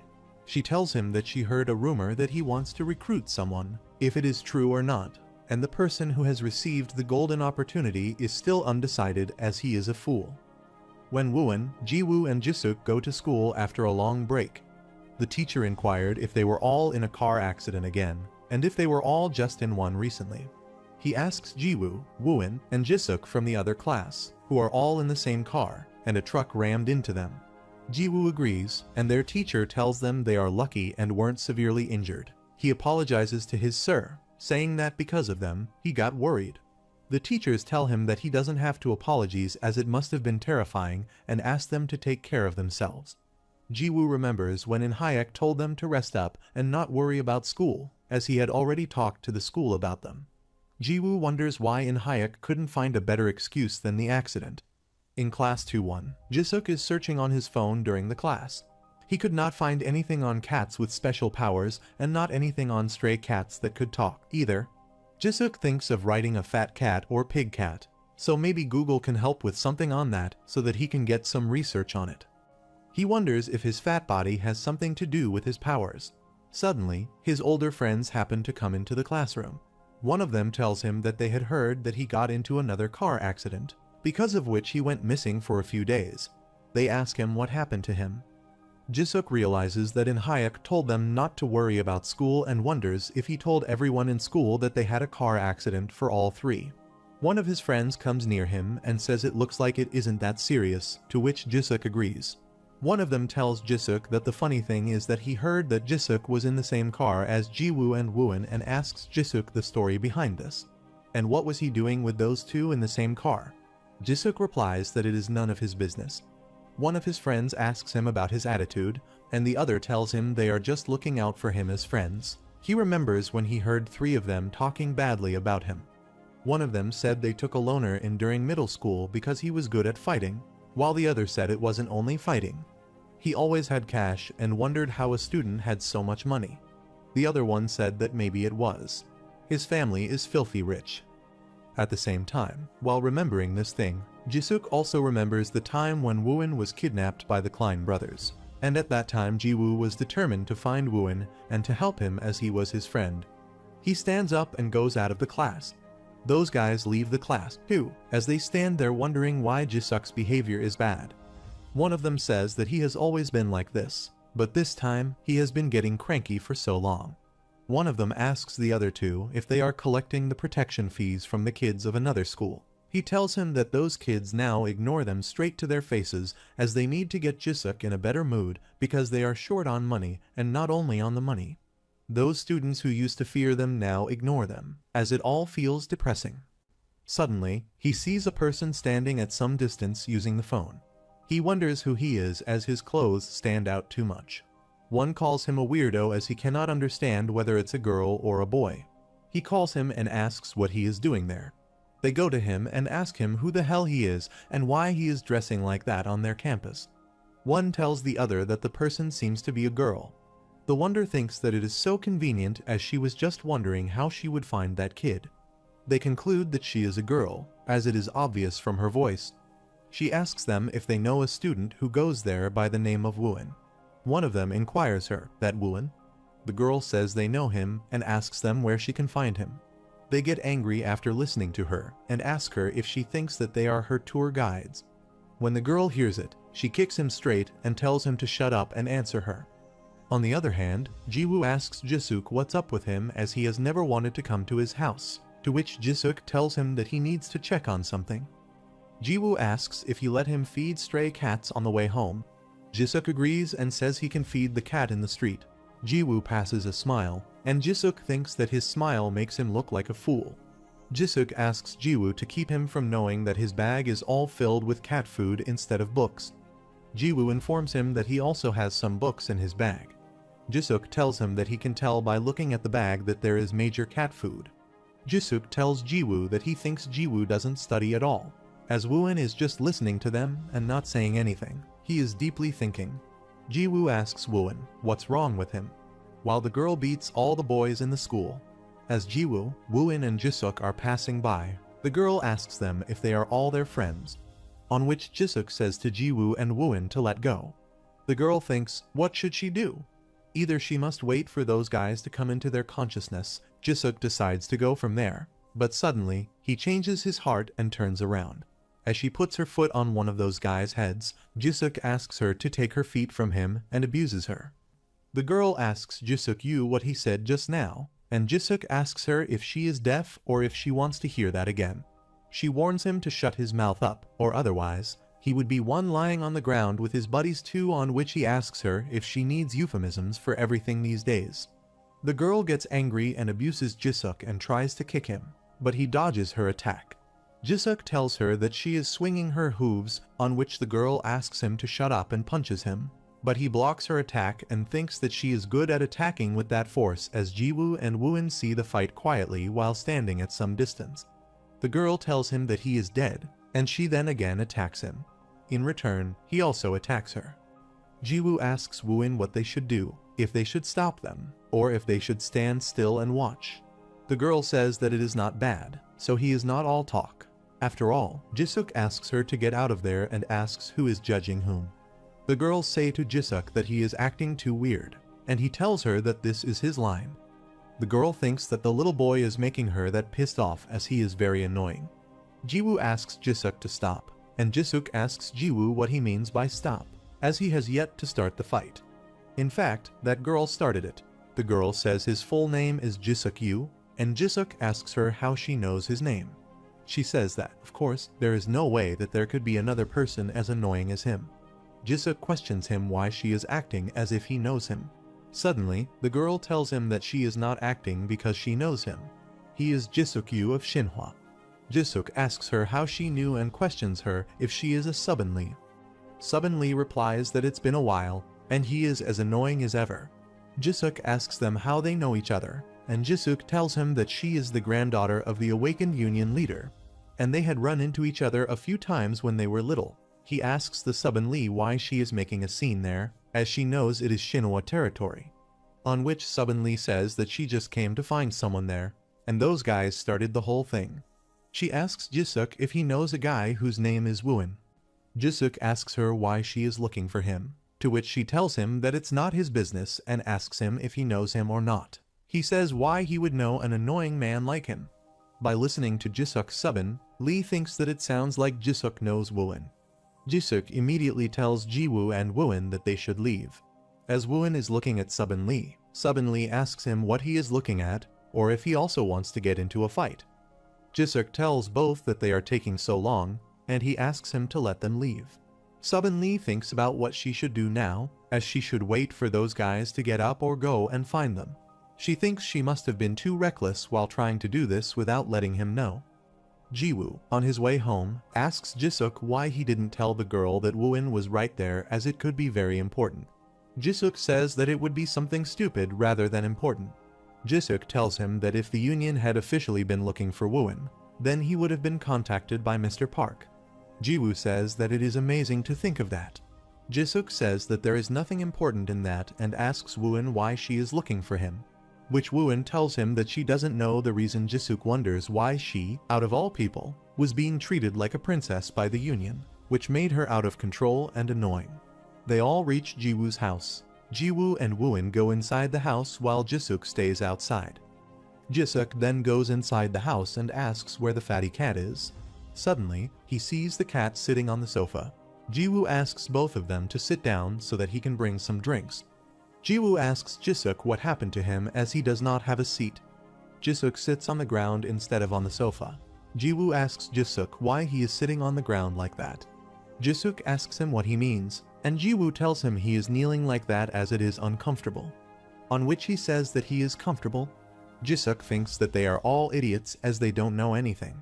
Mr. Kaden sees Jisuk from the corner of his eye, and Jisuk also stares at him and suddenly bows down in front of Mr. Kaden and offers him some cat shoes. Jiwoo asks Woin if he has thought about it and why the girl was looking for it. He tells him that he has not been able to pinpoint it yet. Wuan thinks it could be because of the professor. But then he realizes Mr. Park would have contacted him, as Jisuk said. Jiwoo tells him that as he looks at it, he doesn't think it is for a good reason, and reminds Wuan that Jisuk told him to be careful.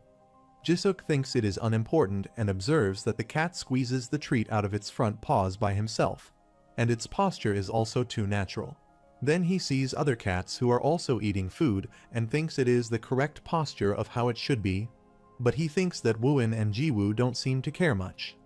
When Mr. Kaden finished one cat chew, he burped. Jisuk starts looking at him while Mr. Kaden also looks at him.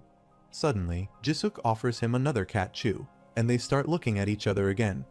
Mr. Kaden asks him to follow up with him for a minute. Jisuk says, yeah, and stands up from his place to follow Mr. Kaden, Jiwoo and Wuan. He wonders if Jisuk is singing he, while going outside, thinks that Jiwoo and Wuan are idiots as they are judging his vocals while he is saving their oblivious skins. As he leaves the house with Mr. Kaden asks him what he is trying to do. Jisuk asks Mr. Kaden what he means. Mr. Kaden asks him why he acted so weird in front of him. Jisuk tells him he is not acting weird, as this is just how he is. Mr. Kaden tells him that his acting is unnatural, and Jisuk assures him that he will keep his secret as he will act normally, just like now, so no one can suspect anything. Mr. Kaden tells him that he is already weird and calls him dumb. He requests Mr. Kaden to trust him and tell him he will never speak of what he witnessed. Mr. Kaden asks him what he will do if her sister Ji Young Yu asks him. to which Jisuk tells him that he already told her that he didn't know anything, and further tells Mr. Caden that when it comes to Ji Young-yu that it is easier for him not to say anything. Jisuk opens one more cat chew and thinks the cat is being persuaded by his words. This is when he makes him completely come around to the bribery. He offers Mr. Caden to eat the cat chew. Mr. Caden takes the chew from him, starts chewing it, and tells him that he will be watching Jisuk.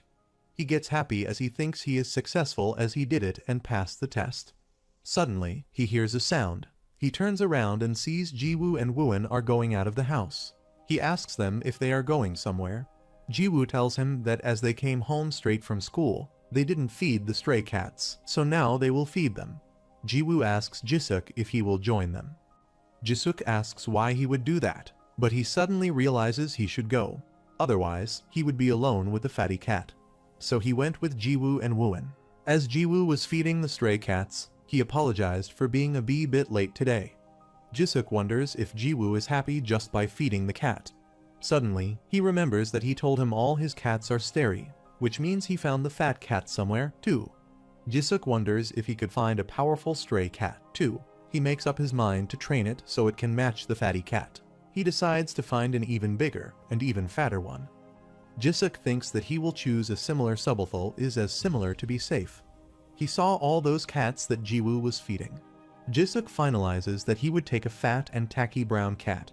Suddenly, Subin appears there as she seems very angry. He calls Jisuk you. When Jisuk turns around, he asks him if she is still there. Subin Lee asks him how he dares to play her like a fool. He asks her what she is talking about.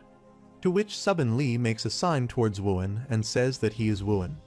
Subin Lee tells him he didn't know when she asked her about Wooin, which Jisuk says is true because now she knows. Subin Lee clenches her teeth, and Jisuk asks her if she wants to go right now, to which she replies why not. Wooin interrupts them and tells her she is here for him, not Jisuk, so it is better to talk to him than lash at him. When Subin Lee hears this, she concludes that Jisuk has changed. Jisuk inquires her if he heard right that she said that he has changed, to which she tells him that before, Jisuk never had any friends that stood up for him like this. In actual, he never even had anyone around him to call a friend, as if she thinks about all the incident. Jisuk lied and said that he didn't know Wooin for his sake too. Jisuk denies it as Jiwoo and Wooin get touchy and start looking at him with teary eyes. Jisuk asks Subin Lee to stop lying and asks Jiwoo and Wooin to stop looking at him with those weird eyes. Wooin questions Subin Lee about why she was coming to see him. Subin Lee told him their union offered to accept Wooin, and she heard he declined. Jiwoo asks Wooin if he declined the offer, to which Wooin tells her that he did receive the offer but did not decline. He asked for some time to think about it. Subin gets hyper and says that it is the same thing, as Mr. Park offered him the chance to join in person, and he, the kid who has not even had his awakened powers officially evaluated, dares him to ask for some time to think about the offer. Jiwoo tells Subin Lee there is nothing wrong with that as it is natural to want to think over a sudden offer. Subin Lee asks Jiwoo who he is, and Jiwoo informs her that he is Jisuk and Wooin's friend. Subin Lee asks everyone to think about the offer. Jisuk tells her that it is enough and tells her that those guys don't know much about that stuff because it has not been long since they learned about Shinhwa and the Union. They don't even know the meaning of being asked to join such groups personally. Wooin says to Subin Lee that if things will settle down by not joining the Union, he will not join it. And if he hurts her feelings that much, he will inform Mr. Park that he is not joining the Union. Subin Lee gets pissed off by hearing him. Suddenly, he hears that Jisuk is telling Mr. Park that the Subin Lee is bullying Wooin, and he also tells him that some time ago, she came to the school and made a huge scene, and she is doing the same to Wooin right now too. Subin Lee starts screaming at him and asks him what he is trying to do. Jisuk says Mr. Park if he can hear the Subin Lee screaming and tells him that he thinks she has gone mad and out of control. He requests Mr. Park to arrive quickly as if it is getting scary. Subin Lee tries to snatch the phone from him and asks him to hang up the phone quickly. Jisuk calls him to come and help him. Wooin and Jiwoo are standing quietly and witnessing all that is happening. The same night, he tells Mr. Caden that Subin Lee ran away before Mr. Park came there. She told Jisuk to consider himself lucky because if it weren't for Mr. Park, then she would have killed him already. Jisuk exclaimed and said she was the lucky one. She also turned toward Wooin and said she would talk to him later. She then left them there, and Jiwoo said goodbye to her. He now tells Mr. Kaden that Jisuk said that Mr. Park gave Wooin special treatment by offering to let him join the union without being evaluated. Mr. Kaden says the awakened groups have a complicated system, and they all have different rules, so it's pretty difficult to understand them. However, the higher he goes, the more closed it gets, and that is true for any group. He is sure that the Seongha Park guy is pretty high up in the union, and when he breaks the union's rule just to recruit his friend, which is special treatment already. Jiwoo asks him if he thinks Wooin will join the union, and Kaden replies that he will join if he wants to. Kaden says it is okay to join a group if it's a proper one, and he can get information as an awakened one. More than anything, it's much safer than being alone. Jiwoo asks him if he should also join a group, and Kaden asks him what he actually wants to do. Jiwoo doesn't know about this and says he is not getting offers as Wooin did, and Kaden again asks him what he actually wants to do. Jiwoo replies he is not thinking of joining anything at the moment, and he still doesn't know what is what. Honestly, he doesn't feel like he belongs anywhere, and Kaden says he should not worry and do whatever he wants. He remembers something and asks Kaden if he belongs to any group, and he replies he doesn't need this from the start. He brags and says he is too strong for that, and he shouldn't be working for a group. Rather, they should work for him. He also exclaims that many groups wanted to work for him, but he turned them all down. He tells him that there was a lunatic who said he would kill him if he didn't work for him, and he uprooted the group he was leading. It wasn't big, but it was pretty well known in that neighborhood. Jiwoo appreciates him and says he is really awesome, and Kaden says there were a few awakened ones who went around saying that they were stronger than him, so he smashed them all. The following day, Jiwoo was very sleepy because he couldn't sleep all night talking to Mr. Kaden. However, he is happy because being with Mr. Kaden is so fun. He finds Subin in his way and calls her, but she asks him not to talk like they are friends. He asks her if she got home okay yesterday, and she asks him to call Wooin there. Jiwoo gets severe and asks what she is trying to do to Wooin, saying he didn't do anything wrong to him. She asks him if he belongs to Shinhwa like Jisuk, and he replies that he doesn't belong anywhere yet. Subin exclaims that he and Wooin don't know anything about this world and threatens him, asking if he wants to die out of his hands. Jiwoo asks her what she meant by this, and she says he dares to ignore her order when he doesn't have a group. She brags and says her grandfather is the union's president, and he has got nobody, and she will make his life miserable. He orders him to bring Wooin there, but Jiwoo refuses, saying that, seeing her now, he feels like he shouldn't come there. She threatens him and says he has no idea what he is getting himself into, but Jiwoo says it doesn't matter, and he is not going to sell out his friend for his own sake. Subin laughs at him and says she doesn't lay hands on people for no reason, but forbids him from acting like that to other guys. If he acts up like now, he never knows what they will do to him. Jiwoo says it doesn't matter since he will not betray his friend. Meanwhile, Wooin appears there and asks what she is doing there. He asks her if she is threatening Jiwoo because she has business with him. She admits that she threatens him, and Wooin says she should talk to him if she has business with him. Subin says she just wanted to see for herself whether it is worth it for Mr. Park to break the union's rule. Wooin asks why he should do what she is saying, and Subin replies that it would be best for him. She warns him and asks him not to try to get out of this. She threatens to harm his friend, and Wooin gets angry about this and is about to use his awakened power. Jiwoo tries to stop them and wonders what he should do now. He tells them that awakened ones shouldn't fight on the streets and asks Subin to be careful since her grandfather is the union's president. After some time, they go to Juyong and tell them they want to spar with each other. Jiwoo brings them there, thinking they will do anything to stop them. Subin apologizes to Juyong and says she snuck out of the union and she can't test him there. Suddenly, Jisuk rushes there happily and asks if Wooin and Subin are having a fight, and it is going to be so much fun. After some time, Wooin is getting ready for the spar, and Jiwoo apologizes to him because he thinks he won't have to fight if he brings them there.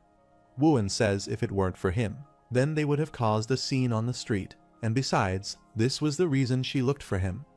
Meanwhile, Mr. Park enters there and says he doesn't need to fight.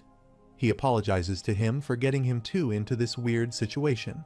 He has told Subin, and she won't bother him from now on. Jiwoo says this is good, but Subin seems like an unstoppable kid, while Wooin says he will fight her. As Jiwoo said, it doesn't like she will give in, and he thinks it's better to get this over with now.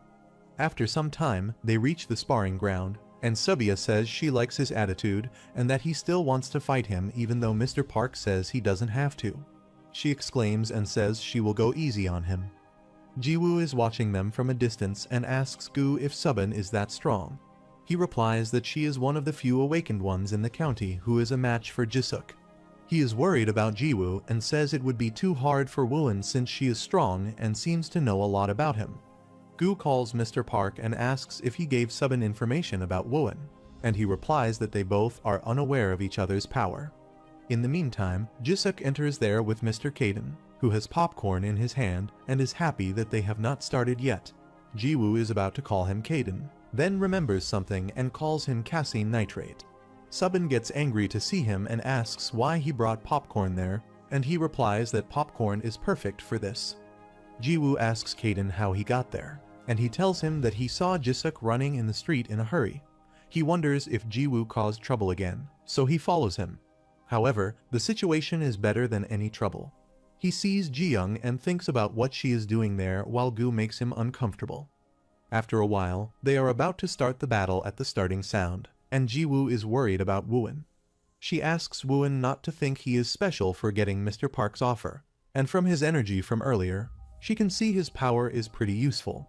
She exclaims that she will show him the difference between them, and she has been systematically trained and taught from the beginning, unlike him, who just wandered around. Suddenly, she is shocked when Wooin attacks her from a distance, and it hits his face. She jumps from the ground and falls back badly. Everyone is shocked at his attack, and Jisuk laughs badly at her. Jiwoo and Kaden wonder if he is crazy and why he is laughing like this. He exclaims that he already knows that Wooin always lands the first blow as soon as the fight begins while Subin is just there babbling like that. He goes to Wooin and appreciates him for his attack, saying he never changes, and he knows that he will do it again. On the other hand, Subin is shocked at his attack and thinks about what just happened.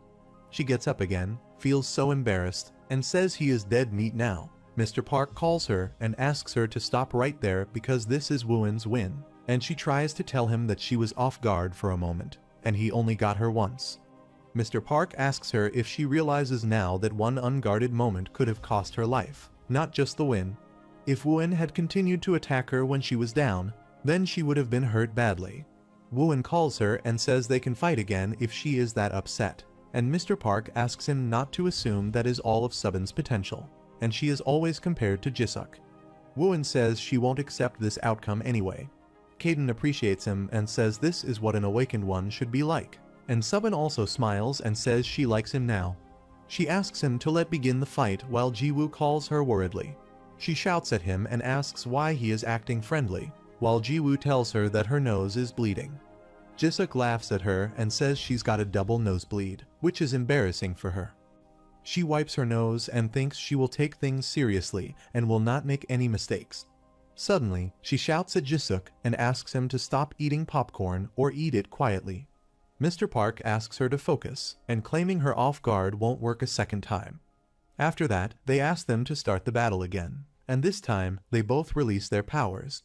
Wooin attacks first, but this time, she dodges his attack and thinks his attack pattern's hard to predict, and it's not just because it was a sudden attack. He attacks her multiple times, but she dodges him all over again. After that, she makes ice with his hand and throws it toward Wooin. He dodges her attacks, and Jiwoo is shocked that she threw ice on her. Jisuk tells him that she attacks her opponent with ice, and he asks him if it is possible to make ice with awakened power. He replies it's not as simple as it sounds, but it is possible. Subin smiles and says Wooin has strong power and pretty moves. She attacks him, saying that Mr. Park made him an offer, and it would make her sad if he were not even this good. She attacks him with ice stones, but Wooin hits his attack and breaks all the stones. Subin is shocked and wonders if this is by chance, so he attacks him again. Wooin gathers his power and breaks all the stones, and she finds out that it wasn't by chance. He attacks her again, and Gu says Subin seems surprised that Wooin is responding well. This time, she gathers more power and jumps from the ground to attack him, hitting him with one of the stones. Wooin is injured in his chest and starts bleeding while Jiwoo shouts from his place. She then reaches him again and is about to attack when Wooin pushes her away. However, she hits his leg and Wooin attacks hard with his powers. She creates an ice barrier around him, and Wooin's attack doesn't reach her. After that, she jumps from her place and hits him again. Wooin gets seriously injured and sits to the ground. Jiwoo shouts from his place and says he is hurt, and she asks him if he understands now that the Union is in a different league than him. Wooin reacts and attacks her again, but she jumps from her place to dodge him. She again jumps upon him and hits him with her ice weapon. Wooin is injured and sits on the ground. Subin asks him to give up now, saying there is no need to be discouraged. Jisuk calls Wooin and asks him if he is kidding. He says that before, he jumped at him like he was going to kill. He asks him what he is doing now, while Subin doesn't understand and asks what he is talking about. Wooin replies he was just figuring her out, and Jisuk replies that there is a hell of a way to figure her out. Subin gets angry about their conversation and again asks him what they are discussing. Jisuk asks her to fight right if she doesn't want to get beat up, and she thinks even if Jisoo says he needs to use his full power to fight Wooin, then he must be powerful. She is shocked to observe that he is hiding his power, and what she is feeling now doesn't even compare to his power a minute ago. Jisuk tells her that Wooin fought one-on-one with him the other day. She is shocked to know that even Jisuk Yu has approved of the guy's skills as an awakened one. It's clear to her now that Mr. Park wanted to bring him to the Union. Gu is surprised and says it looks like Subin is taking this seriously now, and she asks him to show her those skills Jisuk was raving about. Jisuk is surprised and asks what she is talking about and when he ever rares about him. Jiwoo says it sounded like that, but he shouted at him and said he misunderstood it. He observes that Wooin is blushing and asks him why he is acting like that, while Subin asks him to shut up and stop distracting him. They start fighting while the elders are just watching them arguing with each other. After a while, Jisuk asks them to hurry and fight since his popcorn's getting stale. She gets angry and attacks his popcorn, and they all fall to the ground. Jisuk gets serious about this and says she has gone mad, and she asks him to fight her if he is that angry. He rushes toward her to attack, and they are shocked to see that the fight is going in another direction. Mr. Park and Gu jump from their places to stop them. Subin asks him to consider himself lucky, while Jisuk says she is not even compared to him. Mr. Park asks her to calm down and asks if she has forgotten her purpose. She turns toward Wooin and says he passed her test and that she will allow him to join the Union.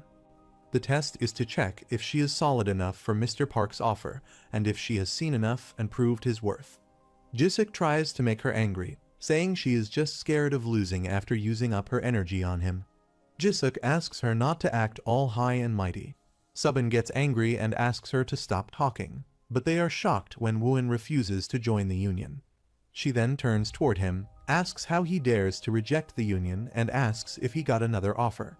Wooin replies that he doesn't know what belonging to a group really means yet.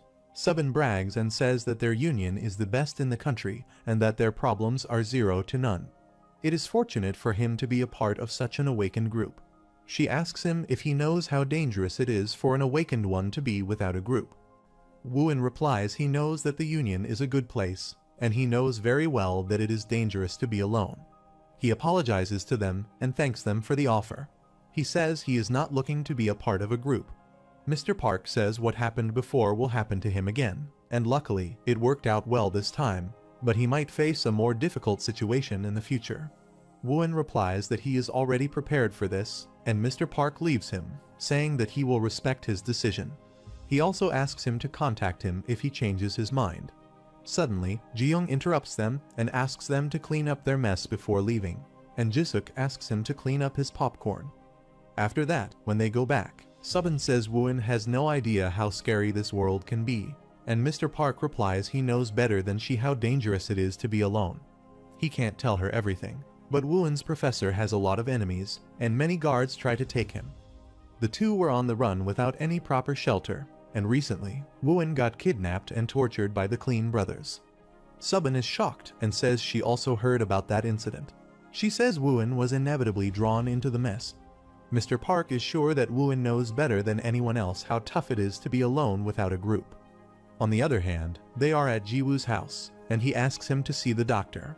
He refuses by saying he is not that serious. Jiwoo seems worried about him and asks why he didn't join the union. He reveals that when he was young, he was used to hiding his powers living at the orphanage. Luckily, he met his professors, but they had to wander from place to place. He has always been cautious of what others would think, so he could never make decisions on his own. Before, he ended up alone without a choice.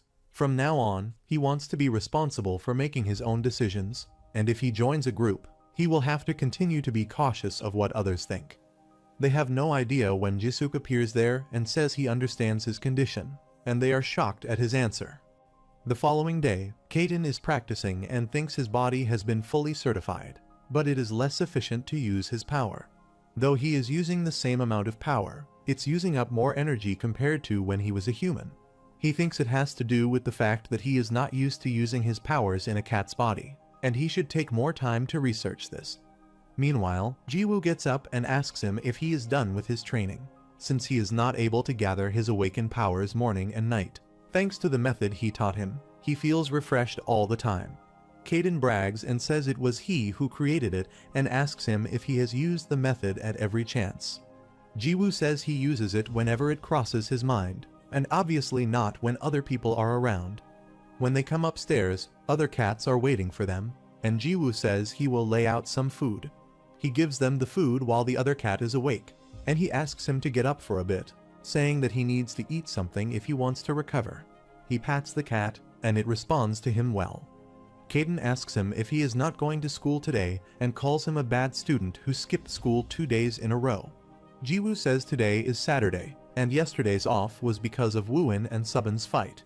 He then comes outside to feed other cats in the streets. Mr. Kaden also follows him and asks if he knows how ridiculous he is because he skips school but never skips feeding stray cats. He replies it is because if he doesn't feed the cats, then they will starve, and there could be other people feeding them, but there might not be as well. Suddenly, a child looks at Kaden and tells his mother that the cat is super fat and calls him a piggy cat. Kaden is so angry at this and thinks he never thought that he would be ever called fat. After some time, he is surprised to see Jiwoo there, and he also feeds the cats. He is glad that he is not the only one bringing them food. He asks him if he wants to join him to feed the cats a bit far away to feed. He agrees and starts to look for other cats, and then he reaches a street where Jiwoo has never been. He tells Wooin that they have enough food for one more place and asks him if any cats will be there. Suddenly, they are shocked to see Jisuk there, feeding other cats, and he asks him to go and eat plenty so he can grow into an awakened cat. Jiwoo and Wooin call him from behind, and he gets scared to see him there. Jiwoo apologizes to him for being scared of him, and he replies he almost had a heart attack. Jiwoo asks him if he is feeding the cats, and he seems to like them too, but he replies he doesn't like them. He is then shocked to see Kaden there, gets scared to see him, and says he loves cats. He exclaims that he is crazy about cats and asks them what brought them to there. He replies that they are there to feed cats, and he meets Wooin on the way and joins him. Jisuk says they have a lot of free time. Suddenly, Subin appears there and shouts at Jisuk, asking why he isn't answering her calls. Jiwoo is happy to see her, but she asks him to stop acting like they are close, while Jisuk asks her to stop calling him since it is very annoying. Subin says he doesn't want to hear his voice, but she needs to know where to meet Wooin. Jiwoo tells her that Wooin is already there, so she shouts at him and says she can see him. He asks her what she needs to see him for this time, but she is surprised and forgets what he wants from him. Jisuk again calls her and says it's the weekend and she has nothing better to do, while Subin says they were the ones wandering around there on the weekend. Jiwoo replies they were there feeding cats, and he feeds stray cats almost every day. She calls Jisuk and asks if he is also there feeding stray cats. She stares at him, and Jisuk gets annoyed and asks what she is looking at. She replies that she doesn't even recognize him anymore and observes that that fat cat is also there. She exclaims that he is the fattest cat she has ever seen in her life, while Jiwoo tells her that the cat lives with him and that it used to be a stray cat too. She thinks he must have been fed well for a stray cat to be this fat, and she asks Jiwoo if he is a boy or a girl, and he replies that it's a boy. She stares at Kaden for a while and asks if he is neutered. but there is no mark on his ears to signify it. They are shocked that she is asking these questions from Kaden, who is also shocked. On the other hand, Gu informs Ji-young that the date has been set, and they are planning on sending Jisuk and the other 2 members who have passed the examination. Moreover, Woo-in is under the Union's guardianship, so they intend to have him participate through their special admission. She orders him to let Ji-woo participate through Shinhwa special admission, which will be if Ji-woo wants to. The next morning, Kaden has a dream where he sees many stray cats. He goes to them and asks what they are doing, staring at the wall, and what is with those funnels around their necks. They don't reply, and Kaden asks them what is wrong with them and why they all look miserable. Suddenly, he hears some voices, and a man tells others that the neutering went well and it's healing fine, so they don't need to worry. Kaden is shocked to observe that they have been neutered, and they rush toward Kaden, saying it's his turn now. He is shocked at this and tries to run away, but they catch him up. Suddenly, he opened his eyes and realized that it was just a dream. The other cats are also staring at him and think it is one of the weirdest dreams he has ever seen. He wonders if Ji-woo is still not back from his meeting with Ji-young yet, and he doesn't know why he got so sleepy while sunbathing ever since he became a cat. He fell asleep again while the other cats also slept with him. On the other hand, Ji-young informs Ji-woo about the Awakened Academy, which is a system that brings together teen awakened ones in Korea for 2 to 3 months to help build bonds and teach them various skills. It has been brought up for quite a while, but it's finally being implemented. He asks Gu if all the awakened ones in Korea gather, and he replies this is the first time. Only the well-known groups will participate. 2 or 3 awakened ones that represent those groups will gather. Ji-woo asks them if he can't participate since he doesn't belong to any group. He replies he will be able to participate with Shinhwa sponsorship, and Ji-woo is not sure because this is all too sudden, and he doesn't even know what the Awakened Academy exactly does. Ji-young asks him not to participate if he doesn't want to, and he may do as he wishes. But she believes this will be a good opportunity for him. She tells him that he will have to live as an awakened one from now on, but he has only met them from Shinhwa and a few people from the Union. She believes meeting other awakened ones will be helpful for him in the future, and the chance to meet fellow same-aged awakened ones all in one place doesn't come often. Ji-young asks him to think since there is still some time, and he thanks them, saying it was probably not easy for Shinhwa to sponsor him. He appreciates her offer and effort in trying to help him, and Jae-young replies there is no need to thank him. He bows before her and says he appreciates her saying that, and he will think about it when he gets home and will be on his way now. When he leaves, Gu says that every time he sees Ji-woo, he gets positive energy from him, and he seems very bright and kind. Ji-young asks him if Jisuk still insists on declining, and he replies that Jisuk is determined that he will never participate. He explained that he was too lazy for that and said it was too bothersome. Ji-young says he will try to talk to him. The following day, when Kaden wakes up, other cats are trying to tell him something. He understands them and gives them cat food, and he also stares at the gray cat and asks him to stop bothering him and come down to eat. The cat doesn't respond, so he again asks him to come down and eat, and it follows his instructions and starts eating the food. He then keeps treats in front of them, shows them his nails for warning, and says they can take one each. After some time, Ji-woo enters there and asks Kaden if he fed them, and he replies that they kept begging for food, and they annoy him like hell until he gives it to them. He asks Ji-woo why Ji-young calls him and replies that she wants to ask for his advice. Kaden asks him to wait and let him eat first, and then he will listen. After that, he tells him that Ji-young wants him to participate in the newly awakened academy as an independent member, with their sponsorship, which means only members of awakened groups are allowed to enter initially. Kaden says Shinhwa is doing him a favor, and she probably didn't explain it to him, but the requirements must have been strict regarding participation. He said only 2 to 3 members from each group would come, which means they would be the star pupils of their group. As Ji-young said, it will be helpful to him, and there are a lot of crazy freaks among the awakened ones. Kaden says it will be a good learning experience for him to encounter those freaks firsthand, and he asks Ji-woo if he knows the answer. He asks Ji-woo what he wants to do now, and he wants to join the Awakened Academy. The following day, he is practicing in his basement and thinks it is extraordinary, and he thinks he is just a little healthier and faster than other people.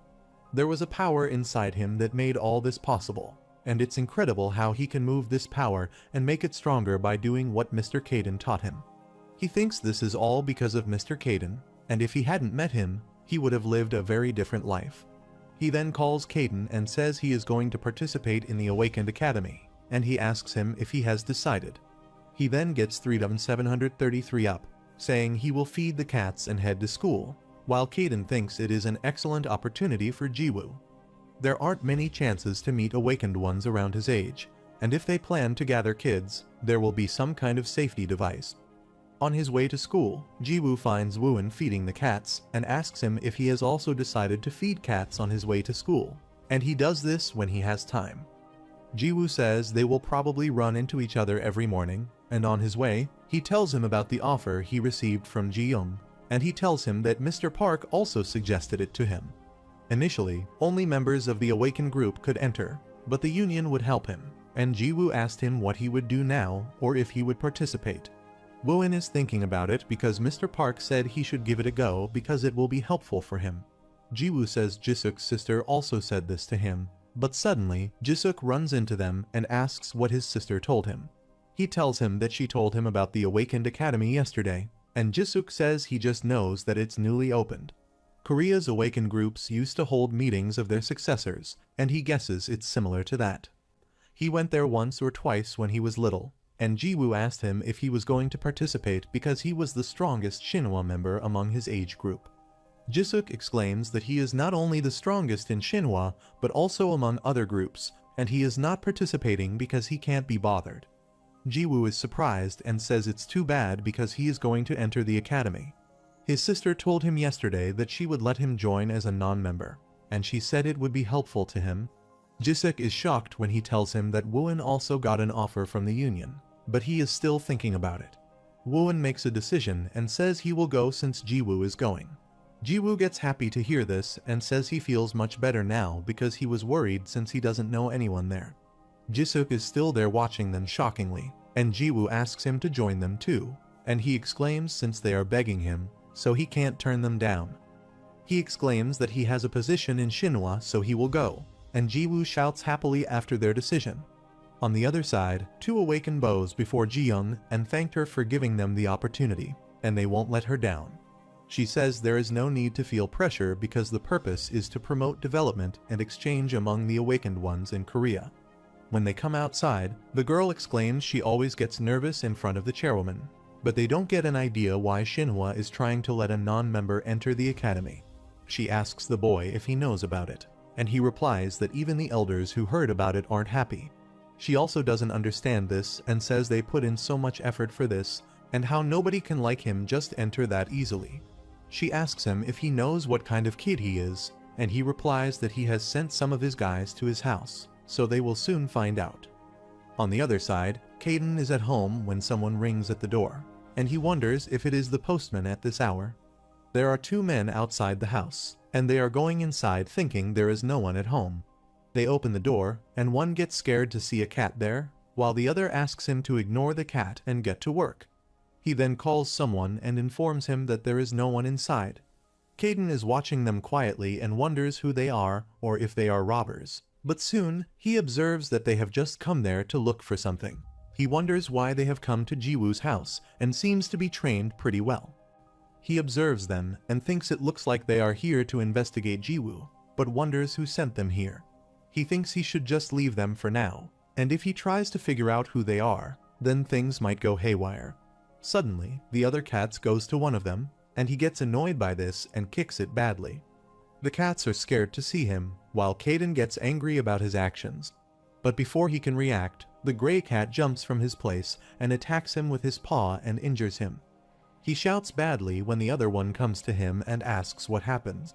He tells them that the cat attacked him, while the gray cat also stares at him angrily. He takes out his weapon and is about to attack him when the gray cat jumps from his place and hits his head. She injured him too, and he wondered what kind of cat he was. He is shocked to see that Caden hits the other one, which makes him fall to the ground. He also jumps upon him and hits him badly. They both fall to the ground, and he thinks his tail is very useful for attacking. He appreciates the gray cat for his good job and fighting skills. Meanwhile, other cats come to them, and Caden forbids them from cuddling up to strangers. He thinks he stepped in because he got annoyed. However, his initial plan to leave them alone failed. In the meantime, Jiwoo enters the home and asks Caden about who they are, and he tells him that they broke into the house, and they rang the bell, made sure no one was inside, and then forced their way in. He thinks they came to investigate him, and Jiwoo is worried about who they can be since something like this has never happened to him before. He asks Caden what the government sent their people after finding out he was an awakened one. Caden asks him to call Shinhwa and asks them for help.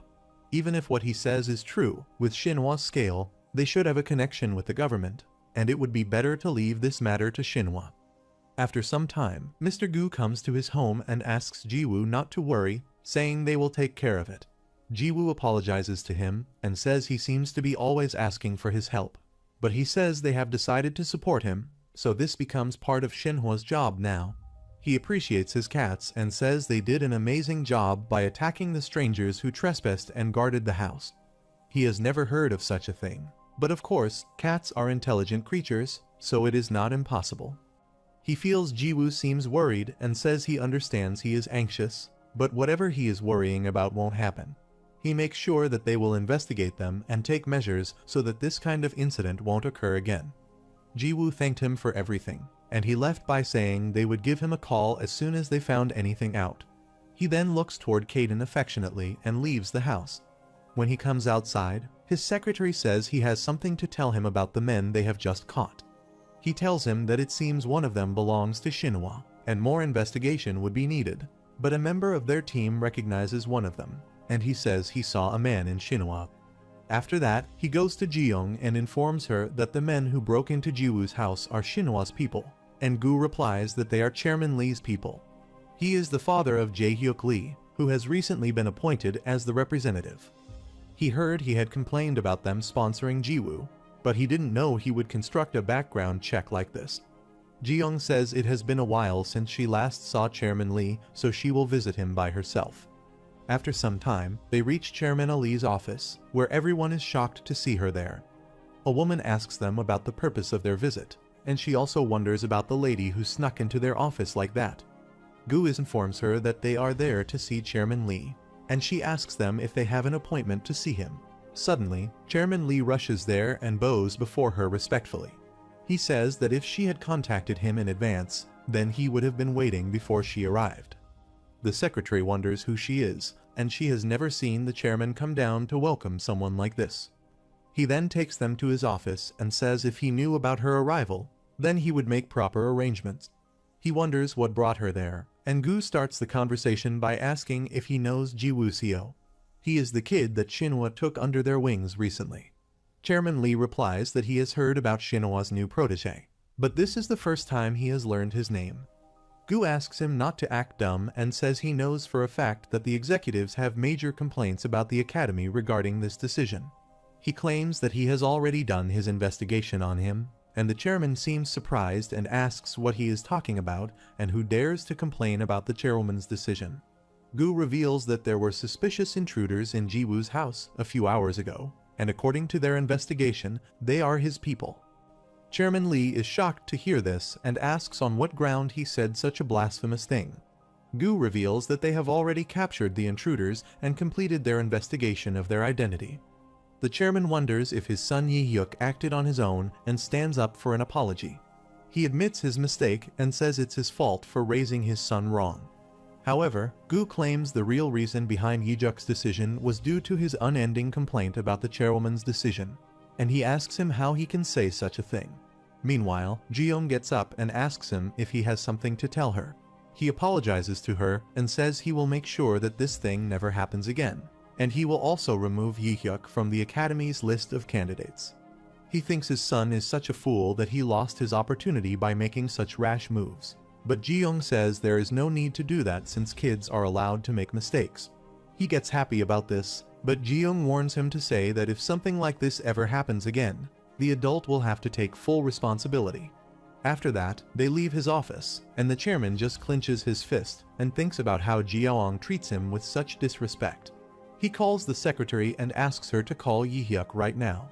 On the other side, Jiwoo is training in his home, And after some time, he reaches his limit and tells Caden that he can't move any faster, but he asks him not to stop till he drops, and he has got the power. After some time, he gets hell tired, falls to the ground, and says he can't do it anymore. Caden congratulates him, saying his record is broken and that he has made it up to 6 seconds. He is happy even if it is just 1 second longer, but Caden says it's whole jumps, considering it went from 5 to 6 seconds, and 1 second is a big improvement there. It also means that his awakened powers have improved by that much, and he can be proud of himself for many reasons. Jiwoo says it's all thanks to his help. He then remembers the cats are probably waiting for him, and Caden thinks his awakened powers are improving in record time. But this is not a surprise when he learns from this fine master. He then turns toward the cats and gives them food when someone knocks at his door. It's Master Gu, and Jiwoo asks him what brings him there at this hour. He apologizes to him for bothering him at this hour, but says he has something urgent to tell him. He also exclaims he has a company and is shocked to see Ji-young with him. She then sits on his sofa while Caden stares at her and wonders why she is there. Jiwoo asks them what brings them there. Gu says they came to talk about what happened earlier this afternoon, and they found out who the men were. He reveals that they are Shinhwa's people, and Jiwoo is shocked to hear this. Gu reveals that Shinhwa is quite a big group, so within the group, there are big and small factions led by different leaders, and one of them orders their people to get their hands on Jiwoo's information. Caden thinks this is not unusual because people in a group as big as Shinhwa don't just blindly obey their leaders. Ji-young apologizes to him and says it's all her fault, while Jiwoo asks her not to say anything since she didn't do it on purpose. Gu says since the chairwoman took matters into her own hands and warned them sternly about the person, this won't happen again. Jiwoo says he should be the one who apologizes because this is all happening and because they are trying to help him. He asks them not to apologize and says he is really thankful to Shinhwa, especially the two of them. After some time, Ji-young gets up and says they are going, and Jiwoo sees them off to his door. Ji-young rushes outside while Gu calls her from behind and asks her to wait for him, but she blushes and doesn't listen to him. The next morning, Yi-juk comes to Ji-young's office and apologizes to her for what he is doing. He remembers the last night when his father shouted at him and said he had lowered his head to Ji-young because of him. He asked him why he did something like that, and if he was going to do something like that, she should have at least done it right. He then asks him to go and apologize to Ji-young. She asks him to raise his head and says she won't forgive him if he does this again. He then comes out of his office and wonders why he had to go through this because of that Jiwoo, and he will get revenge for this humiliation. He goes downstairs when he passes through Jiwoo, but he asks him if he knows him. Yi-hyuk is so embarrassed that he doesn't remember him. He says he is Yi-hyuk Lee and also tells him that he is participating in the academy. They will be seeing each other often now, and he looks forward to it. Jisuk stares at him for a while and enters Ji-young's office without saying a word. He thinks Jisuk hasn't changed one bit in all these years. At the same time, in Hyuk, Gu asks Jisuk what brings him there early in the morning, and Ji-young says she is glad he came because she has something to tell him. She asks him why he refused to participate in the academy, and Jisuk says he thought about it, and now he wants to go. Ji-young and Gu are shocked that he agrees so easily, and Jisuk says he has a position within Shinhwa and doesn't want to cause them trouble too, so he has decided to attend. They still stare at him, and he asks why they are looking at him like that. He is about to leave, saying that is what he wanted to say. After that, he goes to Jiwoo's house and brings a lot of treats for cats. Woo-in and Jiwoo are already there, and he serves cats with food. He is happy and says he has brought them all kinds of snacks. He then bows before Caden and offers him a treat respectfully, and he takes it quietly. He observes the gray cat sleeping again and tells them that he told Ji-young he would attend the academy. He observes Jiwoo looking down and asking him what happened to him, but Jiwoo says nothing has happened. Jisuk observes him and says his smiley faces got a long face today, and something must have happened to him. Woo-in tells him that somebody broke into Jiwoo's house the other day, and it wasn't a robber, but one of his people broke in to investigate Jiwoo.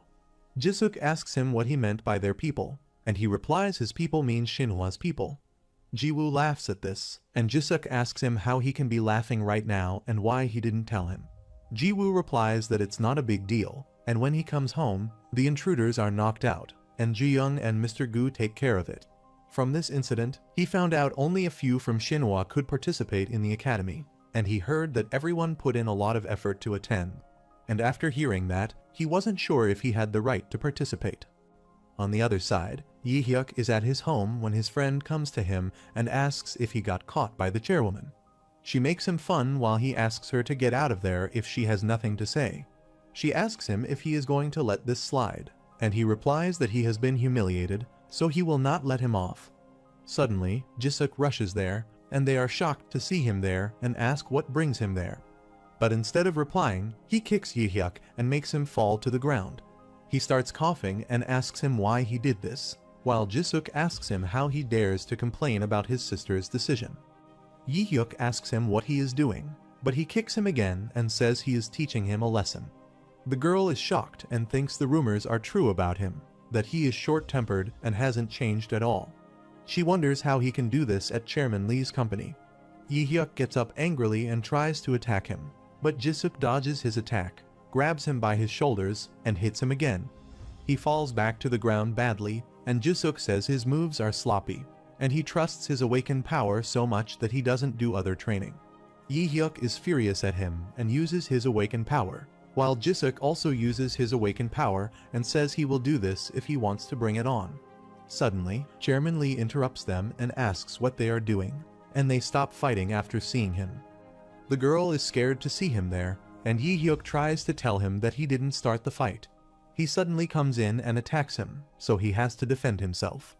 Chairman Lee asks Jisuk if this isn't so rude and if he is making this much fuss at his company, too. He replies that his actions were rude, not his, and the chairman says he understands what he is talking about, but that matter has been settled with Chairman Yu. Jisuk replies that he will settle the matter with an apology, too, and bows before him to apologize. The chairman and Yi-hyuk both are shocked and ask him if he is joking with him, while Ji-woo says he was forgiven after an apology, so why can't he? His one apology, and he got away with taking Shinhwa chairwoman's decision as a joke. He asks him why he can't do the same, and it is just a fight between peers, while the chairman is shocked at his reasoning. The girl thinks Jisuk has become worse than before, and he then asks them permission to leave. He leaves the company, and they look at him shockingly. When he comes outside, he receives a call from Gu, and he asks him to come to the chairwoman's office immediately. After some time, he is in front of Ji-young, and Gu asks him why he went to Chairman Lee's company and beat up his son. Ji-young asks him why he did that, and he replies that Yi-hyuk pissed him off. Gu is furious at him and says his reason is just pathetic, and Jisuk shouts at him and says that Punk made a fool out of Ji-young. He asks them what they will do if other groups find out about this, and they will think of Ji-young and Shinhwa as a joke. Gu is shocked and asks him if this is for the chairwoman and Shinhwa, and he is surprised that they are not falling for his reason. Ji-young agrees and asks him not to let this happen again, and he just smiles at her. He then asks Ji-young, says he has a question, and asks her about the standard for the Academy's participation. On the other side, Ji-woo is at his home while Kaden thinks he is feeling down because he thinks he's stealing someone else's opportunity. Suddenly, someone rings at his door, and he is surprised to see Jisuk there. He asks him what brought him there so late. He replies that he was just dropping by, and since he is there, so he is going to tell him something. He asks him not to feel sorry for participating in the academy, and things might change later. But for now, the maximum number of people that each group can send to the academy is 3. Shinhwa met that standard, and a policy requires some independent awakened ones like him to attend. He makes sure that he doesn't steal anyone's opportunity, so there is no need to feel sorry. Ji-woo smiles and thanks him while Jisuk asks him what he is smiling for. Jisuk says he is leaving, and Ji-woo asks him if he came this late at night just to tell him that. Jisuk gets angry and says he was just dropping by, so he leaves his house. On his way home, he finds Woo-in there and asks him what he is doing there so late, and he replies that he is worried about Ji-woo. Jisuk says he is not a little kid, and he stares at him in an inquiring way if he is also concerned about him. He exclaims that he was just dropping by and is about to leave, but then stops and tells him that he smashes up the punk who sent those intruders to investigate Ji-woo. Woo-in thumbs up for him, and he leaves from there while smiling. On the other side, Yi-hyuk sits in his room, and his friend asks him if he is okay, He replies that Jisuk's awakened powers do not hit him and thinks if he could have used his awakened powers, then he would have beaten the crap out of him. He is still shocked that he took him down. His father again insulted him, saying he was at a level that even Jisuk could get him, and he had been nothing but a troublemaker for years. He asks him how he is supposed to trust him with their family. The girl asks him if he isn't underestimating Jisuk, and he replies that they are not talking about the old Jisuk there, and it was 5 years ago when they last saw him use his powers before everyone. Since then, he's only caused trouble and never showed up to the meetings. Compared to him, he worked so hard to build up his powers, and if he fought him in real life, he wouldn't lose to him. The girl thinks what he said isn't entirely wrong, and since Jisuk was little, he outdone not just kids of his age, but even adults with his amazing awakened powers. But he hasn't come to the meetings for the past 5 years, so nobody knows how good his powers are now. Besides, there have been rumors that he is quite a troublemaker. She then says they will see that kid soon, that awakened one Shinhwa's been protecting recently. After some time, Jiwoo reaches there, and Kaden is annoyed that he has to wake up this early in the morning. A woman shows him the way to a room, and all the other participants of the academy are there. Jiwoo thanks her and enters the room. She says goodbye to Kaden, too. He enters the room and says good morning to both of them while Yi-hyuk stares at him and thinks he is the reason he went through all that. Meanwhile, the girl gets up and says his cat is really big and asks him if the cats are usually this big, while Jiwoo replies they are smaller than this. She asks Jiwoo to talk to him more casually since they are of the same age, and he tells her his name. She observes that he looks so naive, is small for a guy, and seems really nice. She looks at him out of pity and thinks Yi-hyuk won't leave him alone. She tells her name is Boyoung, and that she will be going to the academy with him. Jiwoo hopes that they can help each other out. Yi-hyuk is watching them and asking who is helping whom. He says he has no affiliation, and his powers haven't been proven, so he can't be at the same level as them. Even though he participates in the academy under Shinhwa's name, technically, he is irrelevant to Shinhwa. He then asks him why he brought his cat there, and Jiwoo replies that he was told he could bring his cat. He asks him who asked him to bring the cat when suddenly Gu enters there and looks at Yi-hyuk angrily. Yi-hyuk gets up and says good morning while looking at Kaden affectionately. He says he ran all the way there to meet him. He asks him if he has eaten well and asks him to touch his belly. He then looks toward Boyoung and Yi-hyuk and asks them to take their seats. He reveals that he has gathered all of them there today because he thought it would be nice for them to meet each other before the Awakened Academy, which will start soon. He asks them to relax, and there is no need to feel pressure. They expect nothing more than that and will leave everything up to them all. Yi-hyuk asks him if they should prepare themselves before the academy, and he is sure the competition will be tough there. Gu replies the most important purposes of the academy are interaction and communication, and Shinhwa's policy is that all of them do their best to meet those purposes. Boyoung says all the other groups are probably preparing thoroughly for the academy to show off their abilities. Still, Gu replies that he believes that both of their families have already made such preparations. Jiwoo doesn't know what they are talking about and wonders if there is something to prepare before the academy. Meanwhile, Jisuk enters the room, and Gu asks why he is late, but he replies it's only a few minutes. Jiwoo seems happy to see him while observing Kaden's presence there, and his attitude changes. Yi-hyuk and Boyoung are shocked that they know each other already, and Jiwoo replies they are friends from school. She is shocked that he is that arrogant boy's friend. She observes that he is denying their friendship, but is not going wild, which means there is something between them. Jisuk asks him what she is staring at, while Gu calls him angrily and asks him to stop talking. Boyoung thinks this is how he reacts when someone just looks at him. Gu asks them if they have any questions, and Jiwoo asks him permission to ask a question. He calls him by his real name, in Hyuk. They both are shocked that he calls Mr. Gu by his real name and think he is out of his mind. They wonder how he can address him by his first name when he is one of the top 20 awakened ones in the country. Moreover, he has been assisting the chairwoman with all matters of Shinhwa all these years. Jiwoo asks him if he can take his cat to the academy, and he politely replies that he can take him. He makes him happy by saying some participants are bringing their main weapons, and some will bring animals for their awakened powers. They are shocked that Mr. Gu doesn't seem to mind that he is used to this. After some time, Jiyoung enters the room, and they all get up for her honor. She says she just dropped by after hearing they have all gathered there.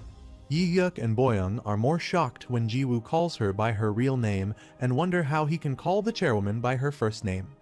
Suddenly, Ji-woo realizes and apologizes to her for calling her by his real name, but she says he can call her however he likes. They both are shocked. Ji-woo says it doesn't feel right, but Jisuk exclaims he also calls her Ji-young, and there is nothing wrong with this. Ji-young also agrees, while Boyoung and Yi-hyuk are shocked and wonder what is happening there. They wonder what is with this kid that Mr. Gu and the chairwoman also like him. She thinks it won't be easy for Yi-hyuk to mess with him if this is the case. He also doesn't understand why everyone is so nice to him when he is just an awakened one with no place to go. He thinks it is probably because he is pathetic without an affiliation. He thinks Ji-woo doesn't know his place and that he dares to treat the chairwoman like a friend. He then calls someone and says he has a favor to ask. He declares that he wants to spar with Ji-woo, and everyone is shocked at his sudden decision. Jisuk interrupts first and asks what he is saying, but Yi-hyuk says he is not talking to him. In Hyuk, Gu doesn't know what he meant by this, but he literally means it. Gu replies the spar is not the purpose of this gathering, but Yi-hyuk asks him to remember when he said that he would leave everything up to them.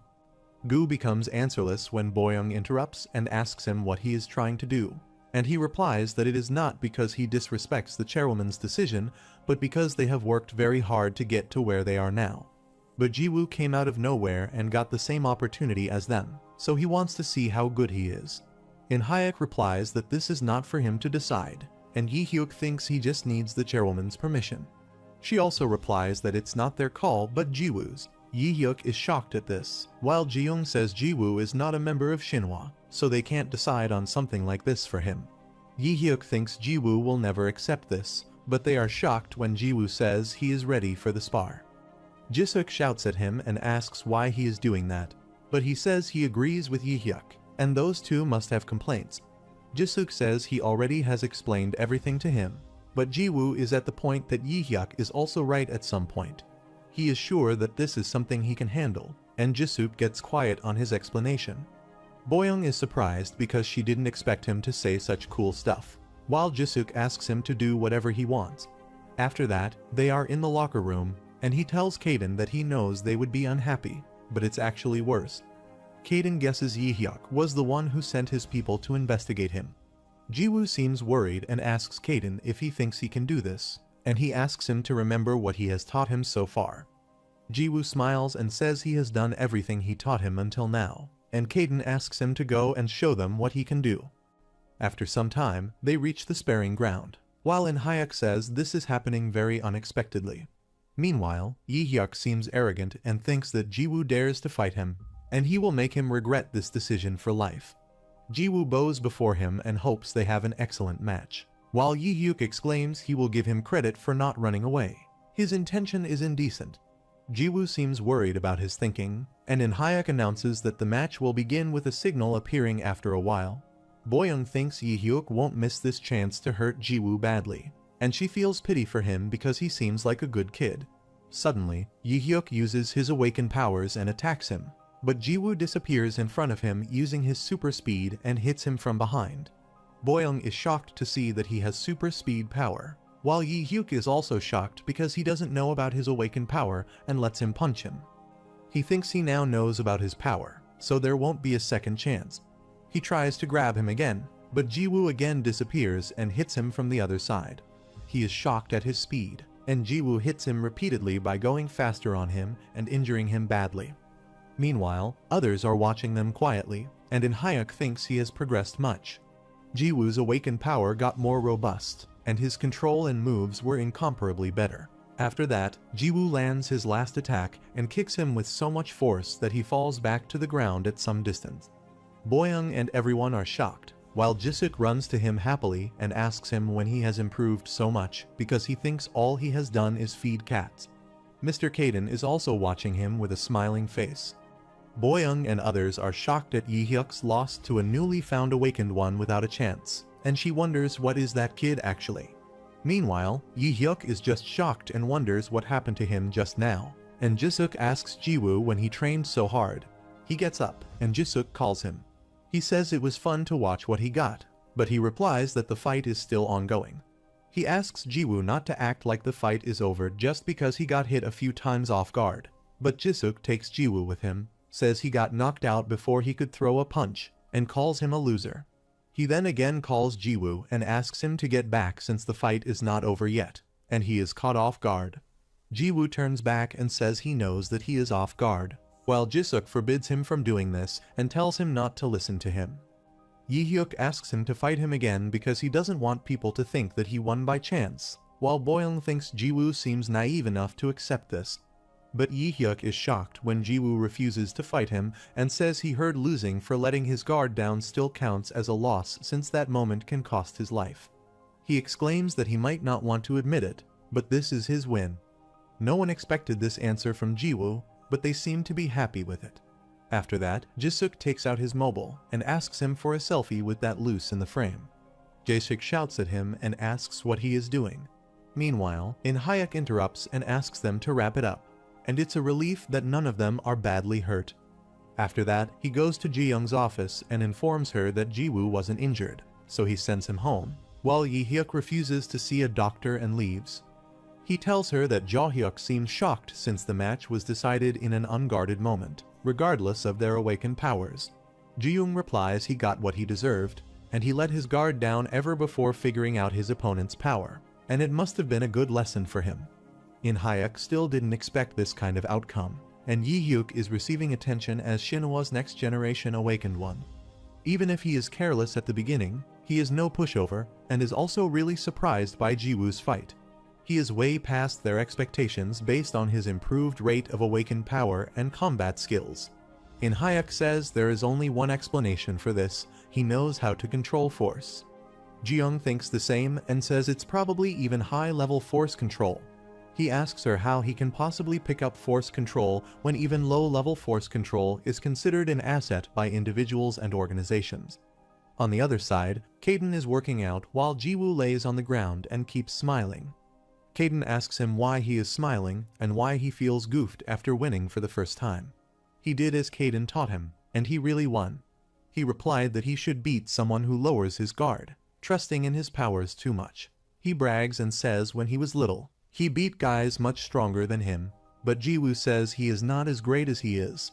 From this fight, Jiwoo realizes how strong he has gotten, especially after doing what he taught him every day. His powers got stronger, and he could use them however he wanted. He asks Kaden how he knows all this and replies that he made it by himself. Jiwoo asks him how he made such a thing, and he brags and says he made it because he is a genius. Jiwoo claps for him and appreciates him. He tells him that there was a big fuss when he first showed his awakened powers to people, because they had never seen such a great awakened one. Awakened ones would come for him every day and ask him to join them. On the other side, Wooin receives a message from Jisuk, and he sends him their picture with a message that Jiwoo has defeated him, and that he was the one who sent people to Jiwoo's place. Wooin smiles after reading the message while the professor asks him what makes him smile like this. Wooin gets scared and says it's nothing, but he again asks him and says he has never seen him smile like that before. He asks him if it's his friend, and Wooin corrects him and says they are friends. Wooin tells him that he has two friends, and the professor smiles at this and is happy because Wooin is happy. The same night, Kaden watches a dream in which people appreciate his power and call him an undefeated awakened one and that he is so cool and handsome. They then exclaim that he would have been much greeted if it hadn't been for that weird body, and he can see his legs are of cat's legs, while his upper body is of humans. He is shocked to see his body and gets up immediately. He is relieved that it was just a nightmare and thinks he is a half-fatty cat like a centaur, and he is lucky to be like this compared to that dream. Jiwoo calls him and asks if he is okay since he gets up while screaming, and he replies that he dozes off a little.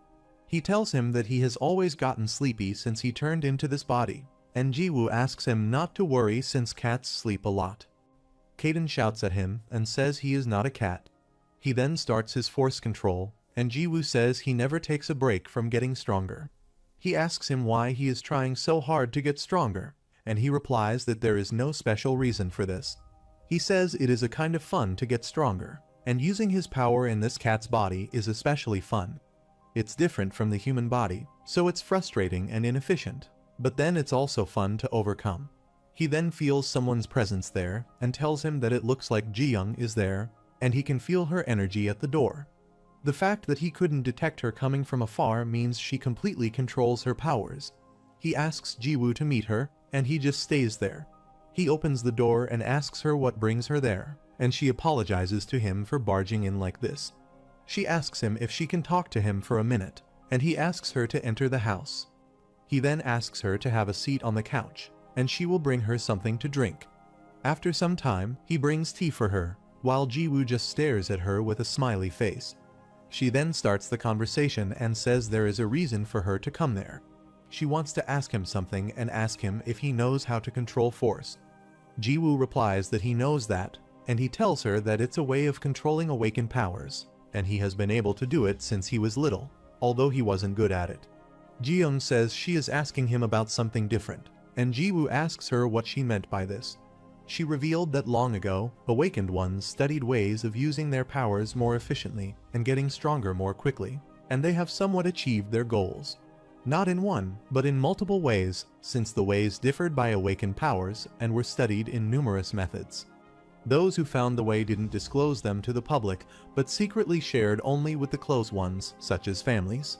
Ji-woo raises his hand and says he has a question, and asks her why they share this so secretly. Ji-young replies that awakened powers vary greatly depending on whether one knows that method or not. In contrast, even when the same amount of time was spent, the one who knows the technique was able to become much more potent and efficient in using the powers. She asks him if he shares this method freely with others and states that at some point, force control started to mean methods that allow them to develop and use their awakened powers more efficiently rather than simply a control of power. She tells him that there is a great deal of fights among awakened ones to gain better force control, not just among individuals but among groups too. Ji-woo asks her if Shinhwa has its own force control, and she replies that Shinhwa also has one that has been passed down for ages, and based on that force control, different versions have been created.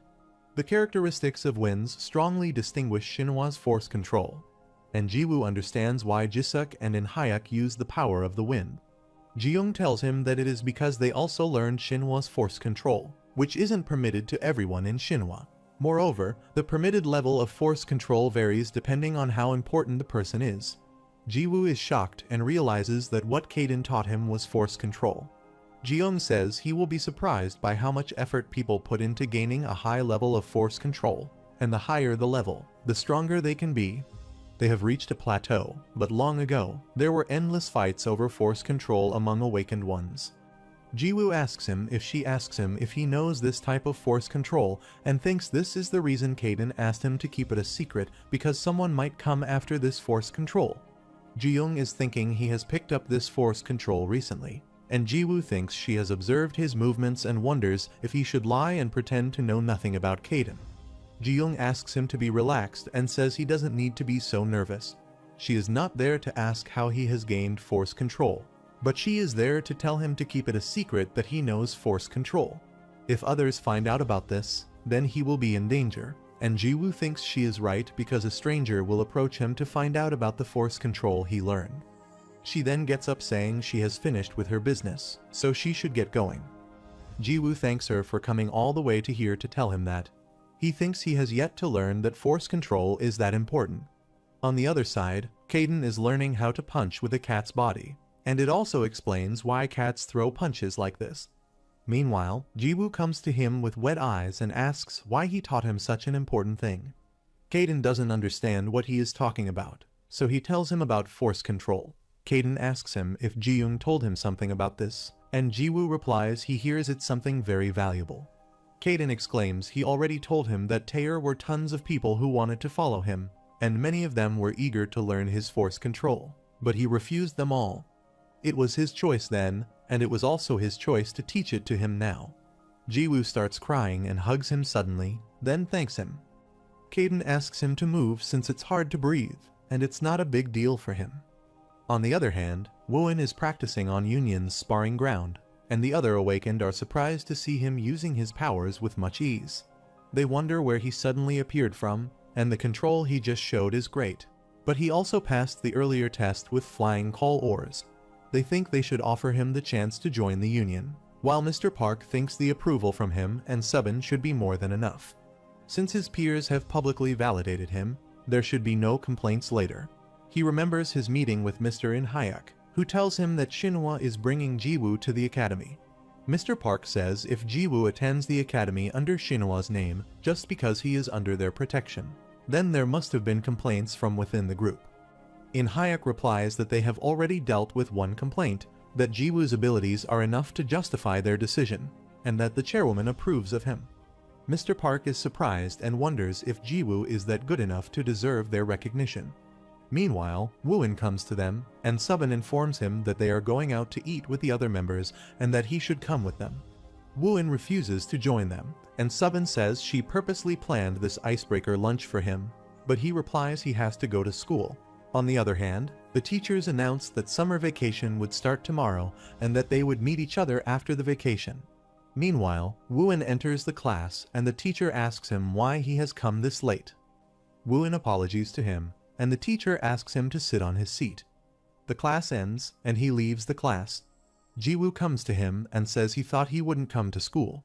Woo-in replies that he finished his errands early, and Jiwoo asks him to walk home together and buy their midnight snacks. On the other side, Jisuk's classmates come to him and ask him if he wants to hang out with them like in old times. But they are shocked when he refuses them, and they ask him why he doesn't have time to hang out with them but hang out with other kids. Jisuk turns back and asks why they have a problem hanging him out with other kids, and they become silent on his question. He leaves the class, asking them to have fun during their vacations. After that, they all go snack shopping while Jisuk sits on the trolley and buys many snacks. They have a good quality of time and also eat sausages from the market. They bought a lot of stuff from the market and went back home. On their way home, Jiwoo asks if they bought too much, and Jisuk says if they don't eat all of it today, then they will finish the leftovers next time. When they reach their home, they find Subin at Jiwoo's door, and Jisuk says hello to her. He asks her what brings her there, but she replies she is not there for him. She asks Woo-in if he really flakes on her just to be there with them. She tells them that she invited 2 academy members and Woo-in to Lung as an icebreaker, but he flaked. She thought he had something important to do, but he was there horsing around with the 2 of them. Woo-in apologizes for turning her down and says he made plans with them first. Jiwoo says they planned on hanging out all night at his place and then heading to the academy with Mr. In-hyuk tomorrow all together. Subin is still angry and says it was very hard for her to gather those guys the day before the academy starts, but Woo-in says it is more important to him to stay with his friends. Subin is shocked and says she was giving him a chance to get along with the other members, and Jiwoo also says she was trying to do him a favor. It's understandable, but she's disappointed. However, Subin gets angry about this and says she wasn't doing anyone any favors and is not even disappointed. Suddenly, Jisuk calls Mr. Park and tells him that Subin has come there and is making a fuss again. He also asks him to come and take her away.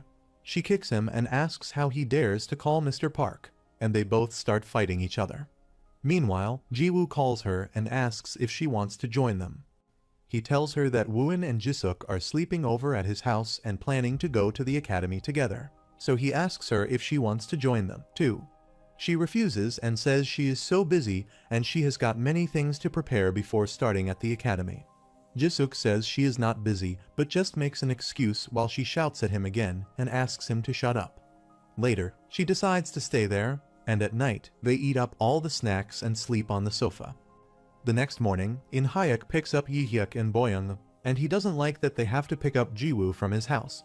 He says he should have been waiting for them there before they even left. Boyoung says Jiwoo's house happens to be on the way, and Jisuk said he will be there, too. After some time, they reach outside his house, and Jisuk and Subin come out and say it's all their fault, and it's too late for her to go back to the union before the academy starts. Yi-hyuk and Boyoung are shocked to see Subin there. Jisuk asks her to stop complaining, saying that she is the one who has the most fun.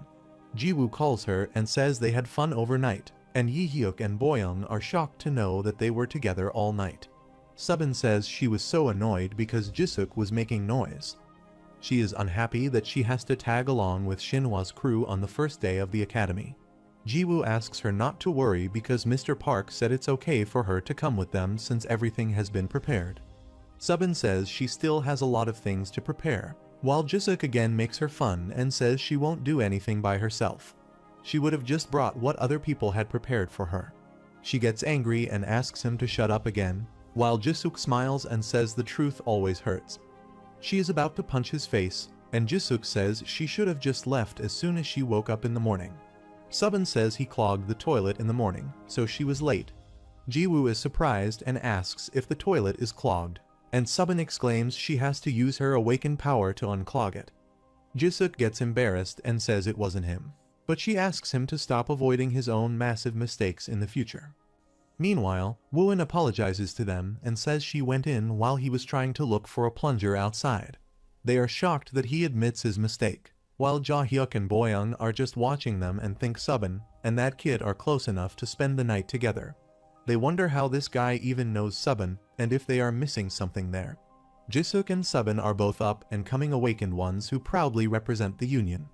Meanwhile, Jisuk notices them and asks what they are staring at, but they don't answer. In-hyuk asks them to get inside the van, and it's time to hit the road. They start their journey, and Jiwoo asks Kaden if 2 months won't be that long, and he tells him that Shinhwa promised to send their people to feed the cats every day. They even promised to go to the location he provided them to feed the stray cats too.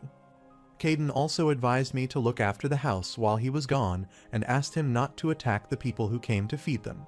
The cats nod in front of him, and he instructs if suspicious intruders come in like last time, then he should not fight them. Instead, he leads the other cats to a safe place. He might die if he messes with the wrong awakened one, and the cat seems to understand his instructions.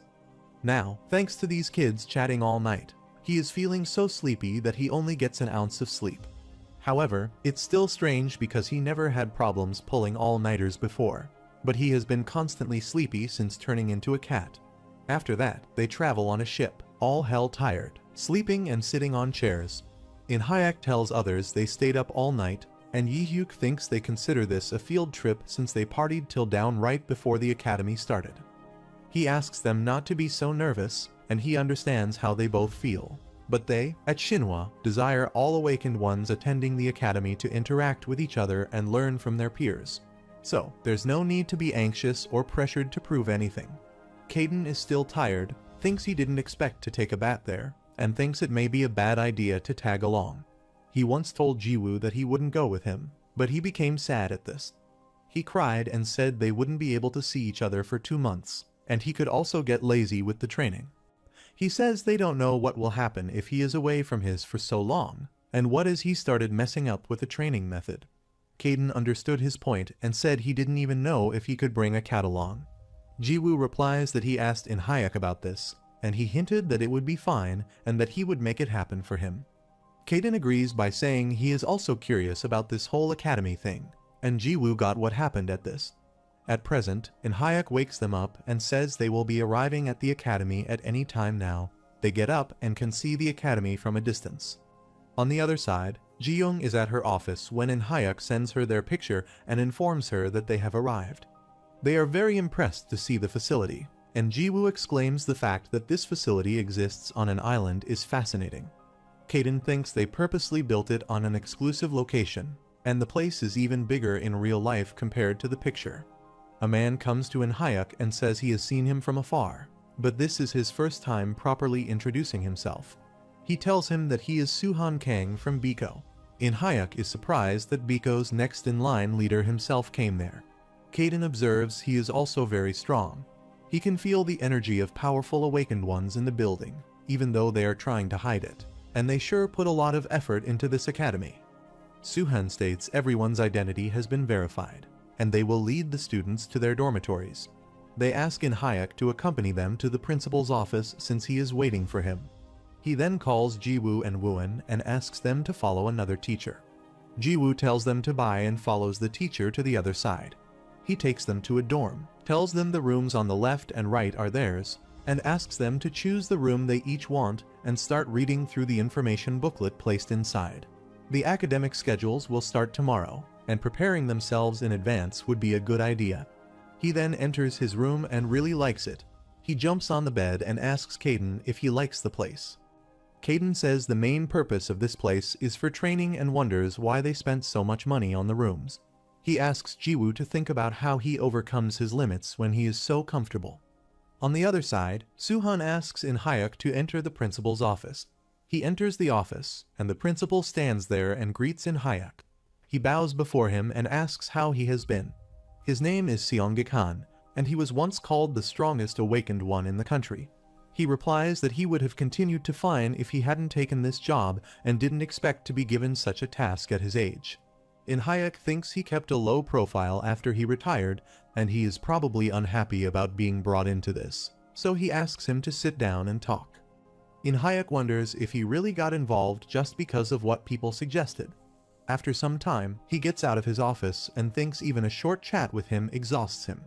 He finds Mr. Park there and says he has already looked like an instructor since he has been there for a couple of days, and he thanks him for doing a favor, Subin.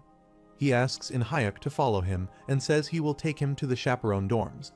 On his way, he tells him that from what he has learned, kids from other groups have arrived way before they came.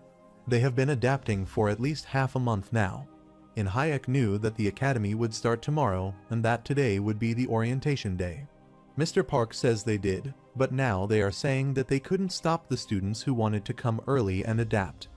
This means all the groups were in on it except for them, and Mr. Park says it was inevitable since Shinhwa and the Union have become highly influential in recent years. In Hyuk just worries about their kids and hopes for the best for them. Suddenly, someone knocks at Jiwoo's door, and a boy appears there, asking what took him so long. The boy smiles and thinks this kid looks like a weak sauce, too, and he will definitely stand out among the unaffiliated awakened ones. He says his name is Jeongsu Lee, and he has been assigned to the same floor and asks him about his awakened power. Meanwhile, Wooin appears there and says they are not supposed to ask what other people's awakened powers are. Jeongsu doesn't like his tone and asks him who he is. Jiwoo interrupts them and asks why he is asking him this, and he replies that unaffiliated awakened ones have to stick together. Jiwoo asks him why unaffiliated awakened ones have to stick together, and Jeongsu asks him to use his brains because these people don't care about unaffiliated awakened ones like them. This is why they need to stick together, and to do that, and they need to know about each other. Wooin understands what he means, but they don't need to tell each other about their awakened powers, and they will eventually get to know each other as they spend time together. Jeongsu says the decision was made with the other unaffiliated kids before the two of them even arrived, and they won't be the exception. Wooin refuses to join them, and Jiwoo also follows him. He exclaims that it is good that unaffiliated awakened ones are trying to get to know each other, but they do not need to break the rules. Jeongsu gets angry about this and asks if they are taking him as a joke, or if they have a death wish. Conversely, In Hyuk calls Jiyoung and informs her that he met with the academy's principal just a while ago. She now confirms that Mr. Han is there, and he seems to be planning on staying. He couldn't figure out why he accepted the principal position and always refused to engage in outside activities. Moreover, other groups are keeping their kids in check, and he heard that students from all other groups except for Shinhwa and the Union got there about half a month ago. He assures her that he will keep an eye on them so he doesn't need to worry about them. Also, communication with the outside will be limited for security reasons starting tomorrow, so he is afraid it won't be easy to contact him. Conversely, Jeongsu still argues with them and asks them to tell him about their powers of awakening. He asks them to spit it out when he is asking them nicely, while his friend asks him to stop, and he is sure they understand now. He asks him not to make a scene there and asks them to step back, but he doesn't seem to agree with him. He understands him after a while and says he considers himself lucky, and if they had met outside of this place, they would have been long dead. His friend also asks Jiwoo and Wooin to stop being so stubborn and just tell them what their powers are. Jiwoo again refuses him and asks why he keeps asking, which angers Jeongsu. He pushes his friend away and says he doesn't need people like them too, either. He is about to attack them when Jisuk appears from behind, grabs him by his collar, and kicks him. Ki kicks him again and again and asks him who he is talking about, beating and kicking. He hits Jeongsu badly, makes him fall to the ground, and asks him who he is to threaten them. Jeongsu tries to attack him again, while Jisuk says he was going easy on him, but now he is dead. Jiwoo calls him from behind, asks him to stop, and says he shouldn't hit someone like that. Jiangsu is shocked that he is Jisuk from Xinhua and that kid Jiwoo knows Jisuk. He asks him to stop hitting anyone, while Jisuk is at the point that it is all his fault. Jiangsu thinks it is no wonder he can act like that, and he has someone behind his back. Jisuk asks him where he is looking, and if he wants to be kicked again. He gets up and apologizes to him, saying he didn't know he was Jisuk Yu from Xinhua. Jiwoo asks him if he is okay, but Jiangsu misunderstands him and thinks he is to pity him. He then leaves by saying he is fine and asks his friend to leave. After that, Jiwoo asks him if he has seen his room, and he replies that he checked his room and came straight to see them, but their rooms are further than he thought. Meanwhile, Subin also reaches there and says their rooms are too far, while Jiwoo is happy to see her. She enters his room and asks why he always acts like they are friends. Kaden seems unhappy about their arrival because they always make noise when together. Jiwoo asks them how far they are from each other, and Subin replies that they are in different buildings. She heard they separated the affiliated and the unaffiliated awakened ones into different dorms. Jiwoo says Jiangsu told him that the unaffiliated ones should stick together, and he is also an unaffiliated awakened one, just like him and Wooin. Jisuk asks him if he said such a thing to him and tells Subin that some punk was picking a fight with these two. Wooin tells her that he asked about their powers, saying that the unaffiliated ones should stick together, and when they refused to tell him, he threatened them. Subin gets angry about this, and they say at the same time that he is a crazy boy. They then look at each other and ask not to copy. They start arguing while Kaden just stares at them. After some time, he comes outside and says those kids really talk non-stop. Jiwoo is also with him and says he doesn't understand why the unaffiliated awakened ones should stick together. Jiangsu even said they wouldn't care about the unaffiliated in the academy, and Kaden replied that it was just a common issue. The awakened ones think they are special just because they have new powers that ordinary humans don't. He asks him to think about it. Even people with just a little more money or authority consider themselves superior to others, but they are talking about special powers there. So, some think they are more evolved than ordinary people, and others even say they are a different species. Those awakened ones divide themselves into ranks based on how strong their powers are, and that is why they think the affiliated awakened ones belonging to groups like Xinhua and the Union are different from the unaffiliated awakened ones. Jiwoo asks him if this is because he left force control from those groups and became more powerful, and Kaden replies this is a part of the reason, and not everyone can, but once the group recognizes him, he will learn at least their low-level force control. Also, having an affiliation means he is part of an influential group, but that doesn't apply to the unaffiliated ones. Jiwoo asks him if Jisuk and Subin also think the same when they are with him, and if they think they are superior or more special than him. Kaden counter-questions him and asks if he thinks they are that kind of people. He thinks they are quite unique people. If they look down on him, they won't hang around with him so much. Jiwoo gets happy about this, and Kaden asks him why he is laughing like an idiot, and he replies that he just can't help it. The next morning, when Kaden gets up, Jiwoo has already left the room, and he thinks the academy has probably started by now. He sleeps again, thinking he will figure his way around, and needs to sleep again. He had planned to look around this place, but now he had decided to take a nap first. On the other hand, Jiwoo and Wooin reach the training ground, where other people are talking about them, and they refuse to reveal their powers. They whisper that they have Jisuk of Xinhua at their back. They say it is no wonder they act boldly when they have such strings to pull. They also discuss that they threw a party for the affiliated awakened ones yesterday, from evening to curfew, and they are jealous that the affiliated kids have special treatment. Jiwoo thinks he didn't know about the party because Jisuk and Subin spent the evening with him and Wooin in his room until curfew. After a while, a teacher appears there and says his name is Jiwook Jang, and he will be their instructor throughout the academy. They can call him Mr. Jang. He has something to tell them before they start. He asks them not to consider themselves special during their stay at the academy since they are at the very bottom of the pyramid there. He then calls everyone and asks them to tell him their awakened powers. The first one reveals that he can enhance his strength and lift about 200 pounds with one hand. The other one says her power is psychokinesis, and she can move one adult with ease. Jiangsu reveals he can enhance his strength and make his body hard enough to withstand external shocks. He can also lift about 200 pounds with one hand, and he doesn't get hurt too badly even when he is hit by a car. After him, the next one says he can perceive and analyze the situation quickly, and the others are surprised at him and think he has no special power. Mr. Jang observes and asks what they are laughing at and says this kind of awakened power is more helpful to a group than some half-baked combat powers. Awakened ones these days don't just fight in combat, but they also strongly influence society and run many businesses. Jiangsu thinks the awakened ones representing each group all have combat powers, and they are even classified as rankers. Next is Jiwoo's turn, but he refuses to tell him his awakened power. The others are shocked at him and think he is out of his mind, but he still sticks to that even in this situation. Jiwoo says he was told that he shouldn't tell others about his power, and Mr. Jang says he knows the rules and doesn't have to remind him. He asks him what difference it makes even if he tells them what his awakened power is, or if he thinks his power is that special compared to the others there. Jiwoo stays silent, and Mr. Jang says it is wiser for him to disclose his power now and learn than to hide it.